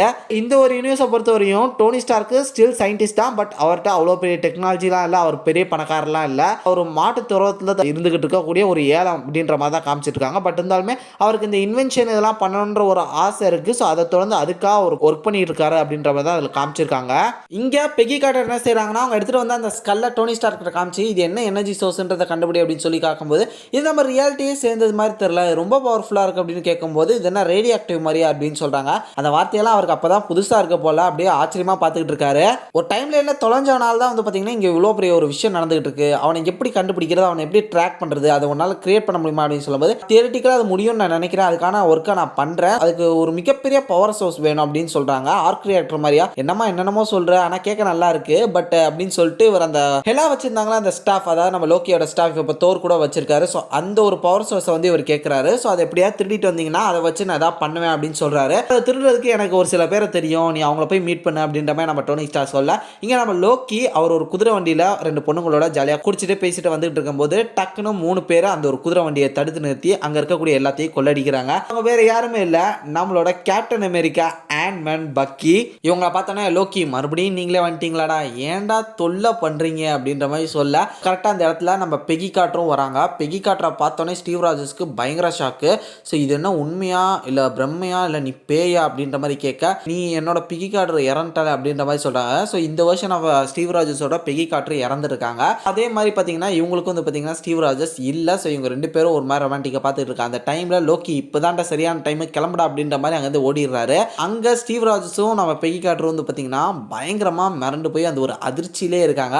அந்த கேப்பில் கரெக்டாக ஆண்ட்மேன் பூந்து சாப்பாடு நல்லா இருக்குது சாப்பிட்றீங்களா அப்படின்ற மாதிரி கேட்க, யாரையும் சொத்து முட்டையாக இருப்பான் போல அப்படின்ற மாதிரி 2 பேரும் மறுபடியும் லவ் பண்ண ஸ்டார்ட் பண்ணுறாங்க. ஸோ அங்கே கட் பண்ணால் ஒரு ட்ரீ ஹவுஸில் வந்து பார்த்தீங்கன்னா உட்காந்து ஒரு விஷயத்தை வந்து பேசிக்கிட்டு இருக்காங்க. அதாவது என்ன சொல்கிறாங்கன்னா, இந்த மாதிரி என்னோட உலகத்தை சேர்ந்த பெகி கார்ட்டர் இப்போ இல்லை, அதே மாதிரி உன்னோட உலகத்தையும் வந்து பார்த்தீங்கன்னா ஸ்டீவ் ராஜர்ஸ் இருப்பாங்களா இருக்கானா அப்படின்னு கேட்கும்போது இருக்கான், ஆனால் அவனை பற்றி நான் சொல்ல மாட்டேன் அப்படின்ற மாதிரி நம்ம ஸ்டீவ் ராஜர்ஸ்ட்டை இவங்க சொல்கிறாங்க. அப்படி இவங்க பேசிகிட்டு இருக்கும்போது வந்து பார்த்தீங்கன்னா டக்குன்னு அங்கே வந்து ஒரு சில ஆன்மன்ஸ் மாதிரி குட்டி குட்டியான உருவத்தில் இருக்கவங்க வராங்க. பார்த்தா அவங்களாம் எல்லோ ஜாக்கெட்ஸ் ஆர்மி. ஸோ அங்கே ஒரு பயங்கரமான பேட்டிலே ஏற்படுது. கீழே பார்த்தா நம்ம ஹாப்பி ஹோகன் இந்த மாதிரி ஒரு எல்லோ ஜாக்கெட் ஆர்மிஸே அவங்களுக்குள்ள இறக்கி விட்டு ஒரு மிகப்பெரிய ஃபைட்டை வந்து அங்கே ஏற்படுத்திட்டு இருக்காங்க அந்த டீ ஹவுஸில்.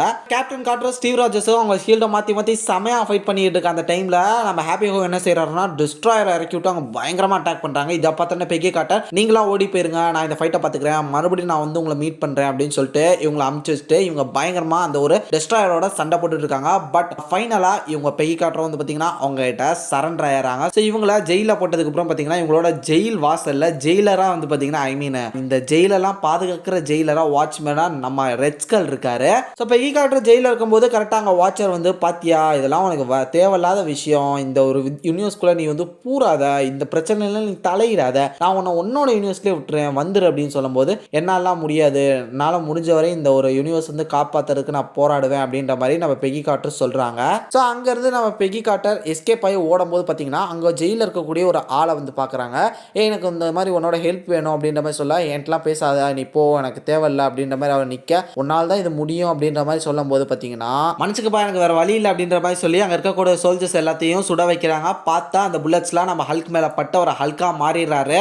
அவரோட முதுகில் பெகி கார்ட்டர் ஏறிக்கிட்டு ஹல்க் சவாரி பண்ணுறாங்க. பயங்கர ஃபாஸ்ட்டாக அங்கேருந்து எஸ்கேப் ஆயிடுறாங்க நம்ம ஹல்கோ பெகி கார்ட்டரும். கட் பண்ணால் இங்கே டோனி ஸ்டார்க்கோட வீட்டில் இவங்க எல்லாருமே இருக்காங்க.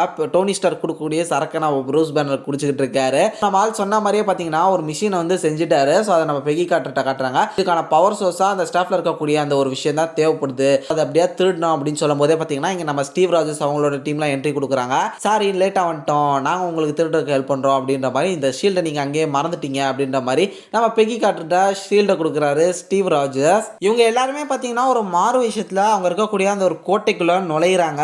அந்த கோட்டையில் ஒரு மிகப்பெரிய செர்மனி நடந்துட்டு இருக்கும்போது பார்த்தீங்கன்னா டக்குன்னு போர்ட்டல் ஓப்பன் ஆகுது வானத்துக்கு மேலே. வாண்டா அவங்களோட முடிஞ்ச பவர்ஸ் வச்சு பார்த்தீங்கன்னா அதை மூடுறதுக்காக அதை ட்ரை பண்ணிட்டு இருக்காங்க. அப்போ இங்கே ஒரு மிகப்பெரிய சண்டே ஆரம்பிக்குது. இங்கே நம்ம ஹாப்பி ஹோகன் ஸ்டீவ் ராஜர்ஸ் இவங்க எல்லா டீமுக்கு வந்து பார்த்தீங்கன்னா பயங்கர ஃபைட்டே போயிட்டு இருக்கு. நம்ம ஸ்டீவ் ராஜர்ஸ் தெரியாதனமா ஹாப்பி ஹோகனோட ஹேட்ல இருக்கக்கூடிய அந்த ஒரு ஃபெதரை வெட்டிடுறாரு. முன்னாடியே சமகாண்டாயி இங்கே இவருமே வந்து பார்த்தீங்கன்னா ஹல்க் மாதிரி மாறிடுறாரு. பயங்கரமா அவங்களுக்குள்ள சண்டை போயிட்டு இருக்கும்போது நம்ம கேப்டன் கார்ட்டர் வந்து நிற்கிறாங்க நம்ம தோர் முன்னாடி. ஸோ நம்ம வாண்டா வந்து நம்ம கேப்டன் கார்ட்டரை ஸ்டில் இப்போ வரையும் நம்புறாங்கன்னு நினைக்கிறேன். அப்போ தோரும் பார்த்தீங்கன்னா ஒரு மிகப்பெரிய ஸ்வாட் எடுத்து மின்னல் அட்டாக்லாம் நம்ம பெகி கார்ட்டர் மேலே பண்ணுறாங்க. கரெக்டாக அந்த டைமில் ஹல்க்கு உள்ள போகுது. ஹாப்பி ஹோகன் கூட பயங்கரமாக சண்டை போட்டுட்டு இருக்காரு. நம்ம டோனி ஸ்டார்க்கும் வந்து பார்த்தீங்கன்னா அவர்கிட்ட இருக்கக்கூடிய அந்த மிஷினை எடுத்துட்டு அந்த ஒரு ஃபைட்டுக்குள்ள நுழையிறாரு. வாண்டா பார்த்தோன்னே அந்த ஒரு ஸ்டாஃபை டோனி ஸ்டார் கிட்ட தூக்கி போடுறாங்க. ஸோ அந்த ஒரு ஸ்டஃப்ல இருந்து அந்த ஸ்டோனை மட்டும் எடுத்து வந்து பார்த்தீங்கன்னா அந்த மிஷினில் வைக்கிறாரு. பட் அந்த மிஷின் ஆனாவில் டே ஸ்டார்க் என்னடா பண்ற, ஏமாத்தாதரா அப்படின்ற மாதிரி நம்ம பெகி கார்ட்டர் கேட்க அதை வச்சு ஃபைட் பண்ணலாம் அப்படின்னு சொல்லிட்டு கிட்டத்தட்ட நம்ம அயன்மேனோட சூட் மாதிரி அவங்களும் பார்த்தீங்கன்னா ஒரு சூட் அப் வந்து பண்ணுறாங்க. பார்த்தா அது வந்து ஒரு சின்ன இரும்பு கிளவுஸ் மாதிரி தான் இருக்குது. ஸோ அதை வச்சு வந்து பார்த்தீங்கன்னா பயங்கரமாக அந்த ஸ்டோனை வச்சு அட்டாக் பண்ணுறாங்க. ஒரு பவர் சோர்ஸை வச்சு அட்டாக் பண்ணுறாங்க. பார்த்தா எல்லாமே ஃப்ரீஸ் ஆன மாதிரி இருக்குது. அப்போது பயங்கரமாக க்ரீன் கலரில் க்ளோ ஆகிட்டு இருக்கு. அங்கே நம்ம ஸ்டீவ் ராஜர்ஸ் நிற்கிறாருங்க. இதை பார்த்து எல்லாருக்குமே பயங்கர ஷாக்கு. நீ தான் அந்த 4 அப்படின்ற மாதிரி கேட்கும்போது நாங்கள் ஒரு பயங்கரமான பேட்டில் இருந்தோம், ஒரு பர்பிள் கலர் ஸ்கின்ல கொண்ட ஒரு பெரிய மாஸ்டர் கூட நான் சண்டை போட்டு இருக்கும்போது பார்த்தீங்கன்னா அவன் கையில் இருக்கக்கூடிய கோல்டன் க்ளவுல இருந்து ஒரு ஸ்டோனை நான் ஷீல்டை வச்சு அடிச்சிட்டேன், அதுக்கப்புறம் தான் இந்த மாதிரி நான் வந்துட்டேன் அப்படின்ற மாதிரி இந்த விஷயத்த சொல்றாரு. ஸோ இன்ஃபினிட்டி வார் தான் அவங்க வந்து காட்டுறாங்க. அந்த ஒரு இன்சிடென்ட்ல இன்ஃபினிட்டி வாரில் அந்த டைம் ஸ்டோன் அந்த ஸ்டோனை ஒரு ஷீல்டை வச்சு அடிச்சனால தான் வந்து பார்த்தீங்கன்னா நம்ம ஸ்டீவ் ராஜர்ஸ்க்கு இந்த நிலைமை அப்படின்ற மாதிரி காமிச்சிட்டு இருக்காங்க. ஸோ நம்ம பெகி கார்ட்டர் வந்து பார்த்தீங்கன்னா நம்ம ஸ்டீவ் ராஜர்ஸை மறுபடியும் அந்த ஒரு யூனிவர்ஸ்க்கே அமுச்சு வைக்கிறதுக்காக வந்து பார்த்தீங்கன்னா அவங்ககிட்ட இருக்கக்கூடிய டைம் ஸ்டோனை வச்சு அதை எல்லாத்தையும் மாற்றி அமைக்கிறாங்க. இதை முடிச்சதுக்கப்புறம் பார்த்தீங்கன்னா அந்த ரூமில் நம்ம பெகி கார்ட்டர் மட்டும்தான் இருக்காங்க, வேற யாருமே இல்லை. என்ன ஆச்சுன்றது கிளியராக மென்ஷன் பண்ணலை. அவங்க ஒரு பாரில் எப்பயும் போல இருந்துட்டு ட்ரிங்க் பண்ணிட்டு இருக்காங்க. ஸோ ஃபைனலாக எனக்குன்னு யாருமே இல்லை மறுபடியும் அப்படின்ற மாதிரி உட்காந்து ட்ரிங்க் பண்ணிட்டு இருக்கும்போது பின்னாடி ஒரு போர்ட்டல் கிரியேட் பண்ணுற சவுண்ட் கேட்குது. நீ தானா, வா வா வந்து உட்கார் அப்படின்ற மாதிரி வாட்சர்னு நினச்சிட்டு இருக்காங்க போல. பட் பார்த்தா சுப்ரீம் ஸ்ட்ரேஞ்ச் வந்து உட்கார்ந்துருக்காரு. நம்ம பெகி கார்ட்டரை பார்த்து இந்த மாதிரி எனக்கு ஒரு முக்கியமான ஒரு விஷயம் ஹெல்ப் தேவைப்படுது உன்கிட்ட இருந்து, நான் ஒரு டீம் கிரியேட் பண்ணியிருக்கேன், நீ வரியா அப்படின்ற மாதிரி நம்ம பெகி கார்ட்டரை வந்து கூப்பிடுறாரு. இதோட டு பி கண்டினியூ அப்படின்னு முடிகிறாங்க. இதோட அப்படியே சேர்ந்து கண்டினியூ ஆக போகுதுன்னு தான் நினைக்கிறேன். ஏன்னா டு பி கண்டினியூ அப்படின்ற மாதிரி கொடுத்துருக்காங்க. சேம் ஸ்டோரி தான். இந்த ஒரு எபிசோடுக்கும் அந்த ஒரு எபிசோடுக்கும் ஒரு கனெக்ஷன் இருக்கு. என்ன நடந்தது அப்படின்றத வெயிட் பண்ணி பார்க்கலாம். சரி, ஓகே. இன்னைக்கு நம்ம பார்க்க போகிறது what if season 2 9th episode. ஆரம்பிக்கலாமா? இந்த எபிசோடோட ஸ்டார்டிங்லேயே வாட்சர் என்ன சொல்றாருன்னா, எங்க இருந்தோ வந்து ஒரு சூப்பர் ஹீரோ 1602 வருஷத்துல இருக்கக்கூடிய மிகப்பெரிய பிரச்சனையை தீர்த்து வச்சுட்டு இப்ப தனியா உட்காந்து காஃபி சாப்பிட்டுட்டு இருக்காங்க. இந்த பெகி கார்ட்டர்னா யாரு, இவங்க என்ன பண்ணிருக்காங்க, இவங்களோட வாழ்க்கை எப்படியெல்லாம் சேஞ்ச் ஆச்சுன்னு சொல்லி சீசன் 1ல இருக்கக்கூடிய அவங்களோட ஸ்டோரியோட ஒரு சில மாண்டேஜ் சீன்ஸ் எல்லாம் காட்டுறாங்க.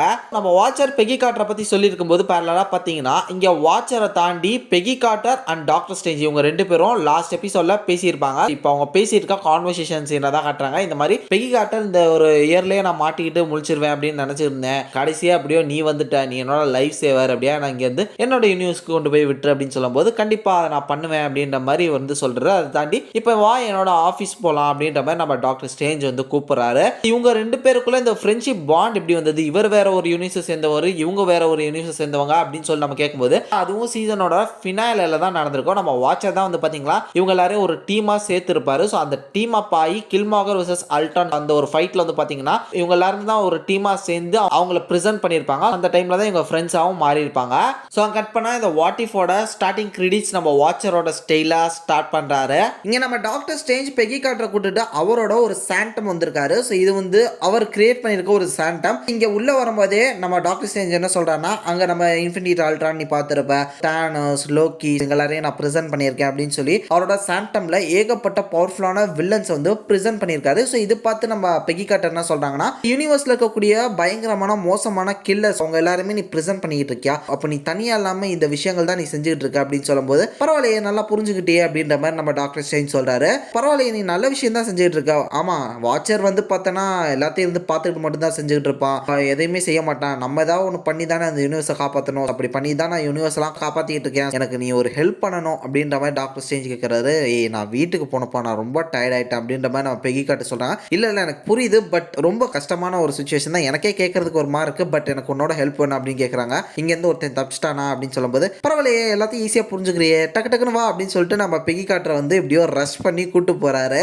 ஒரு பொண்ணு வந்து மிஸ் பண்ணிட்டேன் அப்படின்னு சொல்லிட்டு இந்த இடத்துல தான் மிஸ் பண்ணேன், போய் அவளை மட்டும் கூட்டு வந்து என்கிட்ட பிடிச்சி கொடுத்துரு, அதுக்கப்புறம் நான் உன்னோட யூனிவர்ஸ்ல உன்னை பத்திரமா விட்டுறேன், இந்த ஒரு ஹெல்ப் மட்டும் எனக்கு பண்ணு, என்னோட ஒரு பழைய ஃப்ரெண்டுக்காக பண்ண மாட்டியா அப்படின்ற மாதிரி பேசி ஒரு பனி பிரதேசத்தில் இருக்கிற இடங்கள வந்து நம்ம பெகி கார்ட்டர் வந்து அமுச்சு வைக்கிறாரு நம்ம டாக்டர் ஸ்ட்ரேஞ்ச். பெகி கார்ட்டர் பனி பிரதேசத்தில் நடந்து வந்திருக்கும் போது ஒரு மலையை பார்க்குறாங்க. பார்த்தா நம்ம ரெட்ஸ்களோட முகம் பதிஞ்சிருக்கு. என்ன இலவோட இங்கே நடந்தது அப்படின்னு பார்க்கும்போது நம்ம வாட்சர் வந்து சொல்றாரு, இந்த ஒரு வேர்ல்டில் நீ நினைச்சது நடக்கல அப்படின்னு சொல்லும்போது பரவாயில்லையா மறுபடியும் வந்துட்டியா, இந்த தடவை நீ எனக்கு ஹெல்ப் பண்ண வந்திருக்கியா இல்லை கதை சொல்ல தான் வந்திருக்கியா அப்படின்னு சொல்லி கேட்குறாங்க. இந்த ஒரு உலகத்தில் கேப்டன் அமெரிக்காவும் இல்லை, பெகி கார்ட்டரும் இல்லை, அவங்க எல்லாருமே தோத்துட்டாங்க. இங்கே நம்ம ஹைட்ரா தான் வந்து பார்த்தோன்னா மொத்தமாக இந்த வேர்ல்டை டேக் ஓவர் பண்ணி இந்த ஒரு உலகத்தையே வந்து பார்த்தீங்கன்னா நாசம் பண்ணிட்டாங்க அப்படின்னு சொல்லும்போது அப்போ நீ கதை சொல்ல தான் வந்திருக்க அப்படின்னு சொல்லி நம்ம பெகி கார்ட்டர் கலாய்க்கிறாங்க. அதுதான் என் வேலையே அப்படின்னு சொல்லிட்டு நம்ம வாட்சர் சொல்றாரு. இந்த மாதிரி நானும் டாக்டர் ஸ்ட்ரேஞ்ச் என்னால் முடிஞ்சதை பண்ணிட்டு இருக்கோம், நீ உள்ள புந்து எல்லாத்தையும் கெடுத்துட்டு தான் இருக்க, நீ ஜஸ்ட் அதை பார்க்குறே தவிர்த்து அதை வந்து அழிவை வந்து பார்த்துக்கிட்டு தான் இருக்க அப்படின்ற மாதிரி இவங்க அக்யூஸ் பண்றாங்க.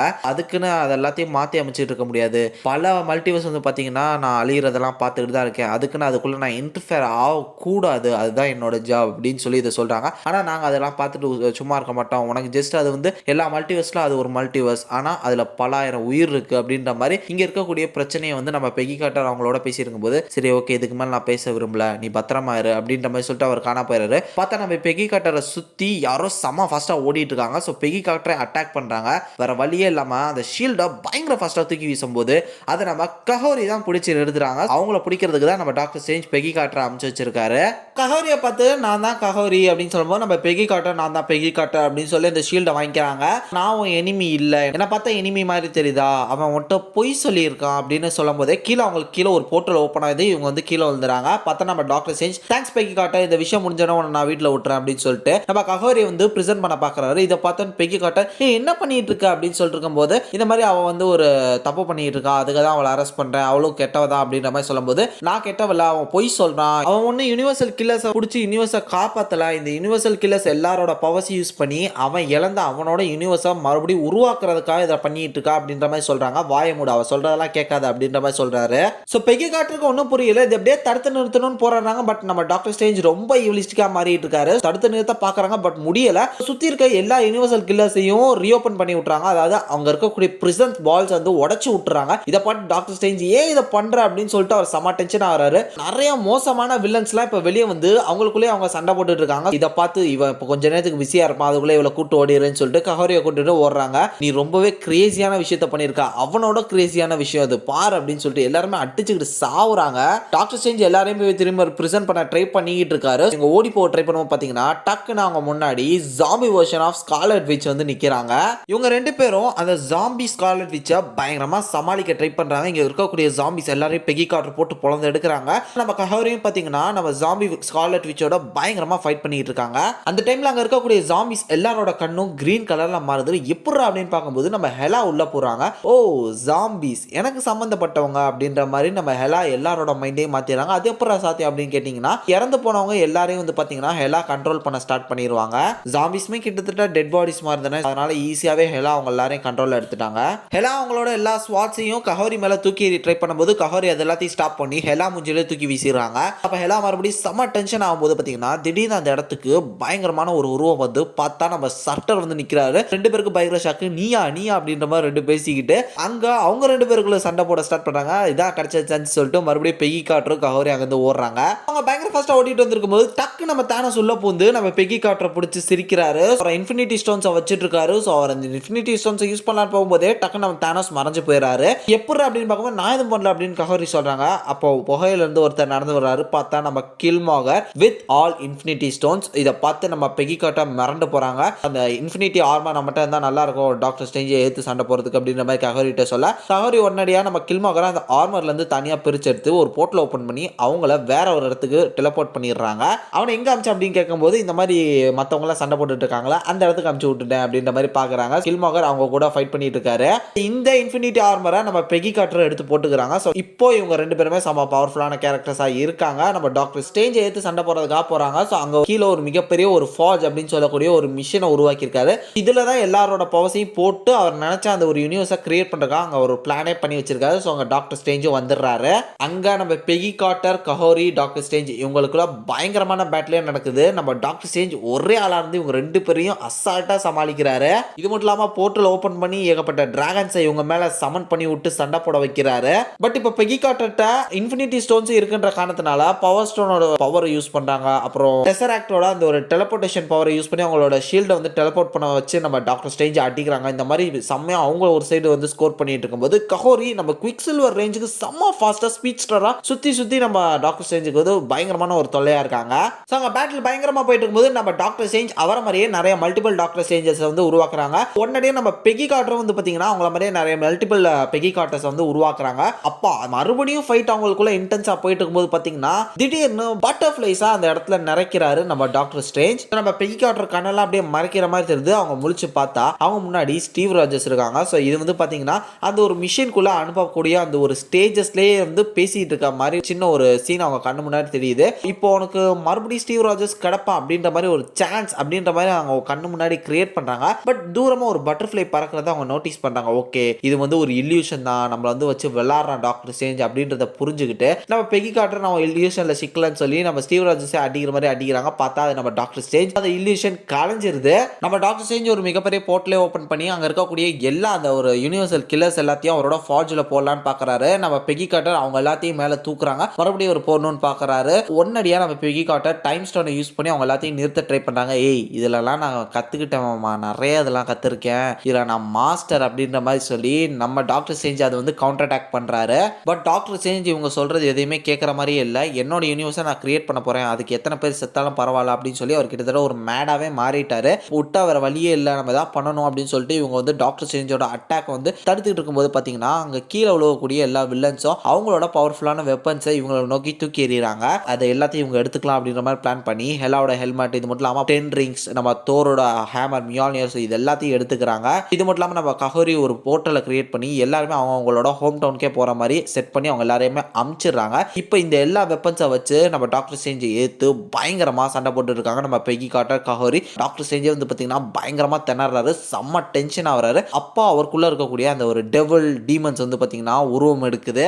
பட் அந்த டீமனோட அந்த ஒரு பொசிஷன்ல இருந்து நம்ம டாக்டர் ஸ்ட்ரேஞ்ச் வெளியே வராரு. ஸோ இந்த மாதிரி நான் ரொம்ப தப்பு பண்ணிட்டு இருக்கேனே அப்படின்னு சொல்லி அவர் லைட்டா உணர்றாரு. நம்ம பெகி காட்டர் இப்போ நினைச்சா கூட நிறுத்தலாமா அப்படின்னு கேட்கும்போது இல்ல நான் அந்த மாதிரி இதை பில்ட் பண்ணல, இது வந்து ரொம்பவே பவர்ஃபுல்லா தான் மாறிக்கிட்டே இருக்கும் அப்படின்னு பேசிட்டு இருக்கும் போது இதை வந்து கிறிஸ்டின் எதிர்பார்க்க மாட்டா, இது உன்ட்டு வந்து அவ கேட்கல அப்படின்னு சொல்லும்போது பட் நாங்க இதை பண்ணுவோம் அப்படின்ற மாதிரி அந்த டெமன் மறுபடியும் இவங்களை வந்து பொசஸ் பண்ணி நம்ம டாக்டர் ஸ்ட்ரேஞ்ச் வந்து பெகி காட்டர் அடிச்சுக்கிட்டு அந்த ஃபார்ஜுக்குள்ள இவங்க 2 பேரும் உலக போறாங்க. அப்ப பெகி கார்ட்டர் பயங்கரமா அந்த ஒரு டீமனோட சண்டை போட்டு அதை மட்டும் கீழே விழுகிற மாதிரி தள்ளி விட்டுட்டு இவங்க ஒரு செவத்தை பிடிச்சிக்கிட்டு ஏறிக்குவாங்க. அப்போ அந்த டீமன் நம்ம பெகி கார்ட்டர் அட்டாக் பண்ண வரும்போது நம்ம டாக்டர் ஸ்ட்ரேஞ்ச் அதை தடுத்துருவாரு. நான் இதை அக்செப்ட் பண்ணிக்கிறேன் அப்படின்ற மாதிரி அவரே சாக்ரிஃபைஸ் பண்ணி அங்க இறந்துருப்பாரு. அங்க மிகப்பெரிய ஒரு பிளாஸ்டே ஏற்படுத்திருக்கோம். அங்க கட் பண்ணா நம்ம பெகி கார்ட்டர் கண்ண முழிச்சு பார்ப்பாங்க. பக்கத்துல வாட்சர் இருப்பாரு. இந்த மாதிரி கஹோரி அவளோட ஹோம் டவுனுக்கே அமிச்சிட்டேன் அப்படின்னு சொல்லி இப்போ அவரோட அந்த 5th டைமென்ஷன் தனி ஒரு யூனிவர்ஸ் மாதிரி அவருக்குன்னு ஒரு பாக்கெட் யூனிவர்ஸ் அங்க வந்து நம்ம பெகி கார்ட்டரை வச்சு பேசிட்டு இருக்காரு. இந்த மாதிரி டாக்டர் ஸ்ட்ரேஞ்ச் அவனே சாக்ரிஃபைஸ் பண்ணி அவன் நினைச்ச அந்த ஒரு யூனிவர்ஸ் வந்து உருவாக்கிட்டான். இந்த ஒரு யூனிவர்ஸ்ல டாக்டர் ஸ்ட்ரேஞ்ச் பிறக்கவே இல்லை, அவன் இல்லவே இல்லை, கிறிஸ்டின் தான் இருக்கா அப்படின்னு சொல்லும்போது அவன் ரொம்ப பைத்தியமாயிட்டான். அவன் ரொம்ப நல்ல மனுஷன் தான், பட் டீமன் டிவில்ஸ் இதெல்லாம் அவனை பொசஸ் பண்ணி கெட்ட ஒரு பாதையை தேர்ந்தெடுத்துட்டான் அப்படின்ற மாதிரி இவங்க டாக்டர் ஸ்ட்ரேஞ்சுக்காக கவலைப்படுறாங்க. இப்போ மறுபடியும் என்ன வீட்டில் விட்டுருவே அப்படின்னு பேசிட்டு இருக்கும்போது நம்ம வாட்சர் வந்து இன்னொரு இடத்த உனக்கு காட்டுறேன் அப்படின்ற மாதிரி சொல்லி நம்ம லோக்கி இப்போ மல்டிவர்ஸ் எல்லா பிரான்ச்சஸையும் பிடிச்சி நிறுத்தி ஒரு ட்ரீயா வந்து கண்ட்ரோல் பண்ணிக்கிட்டு இருக்காருல, அந்த ஒரு இடத்த நம்ம பெகி கார்ட்டர்ட்ட காட்டுற மாதிரி காட்டுறாங்க. ஸோ இதோட இந்த what if season 2 9th episode, அதாவது கடைசி எபிசோட் முடிஞ்சிருக்கு. மார்வல் சீசன் 3யும் கன்ஃபார்ம் பண்ணியிருக்காங்க. ஸோ அது எப்போ வரப்போகுதுன்னு தெரியல. லைட்டாக ஸ்னீக் பீக்லாம் வந்து ரிலீஸ் பண்ணியிருக்காங்க. கூடி சீக்கிரமே சீசன் 3யும் வரும். ஸோ அப்படி வந்துச்சுன்னா கண்டிப்பாக நம்ம சேனலில் அதை கவர் பண்ணுவோம். அதுக்கு நீங்கள் இந்த மிஸ்டர் சாவேஜ் தமிழை சப்ஸ்கிரைப் பண்ணியிருக்கணும். அப்போ தான் நாங்கள் போடுற வீடியோஸ்லாம் உங்களுக்கு டே டு டே வந்துகிட்டே இருக்கும். கண்டிப்பாக இந்த வாட் இஃப் சீரிஸ் உங்களுக்கு ரொம்பவே பிடிச்சிருக்கும்னு நினைக்கிறேன். இந்த எபிசோட்ஸ்க்கு நீங்கள் சப்போர்ட் பண்ணது எல்லாத்துக்கும் தேங்க்ஸ். இது தொடர்ந்து இனி வரக்கூடிய எல்லா எபிசோட்ஸ் எல்லா சீரீஸ்க்கும் உங்களோட சப்போர்ட்ஸை நம்ம சேனலுக்கு தொடர்ந்து கொடுங்க. சரி, ஓகே ஃப்ரெண்ட்ஸ், அடுத்து ஒரு அமேசிங்கான புது டாபிக்கோட நாளைக்கு வந்து உங்களை மீட் பண்ணுறேன். அது வரையும் tata bye bye, take care from A Square.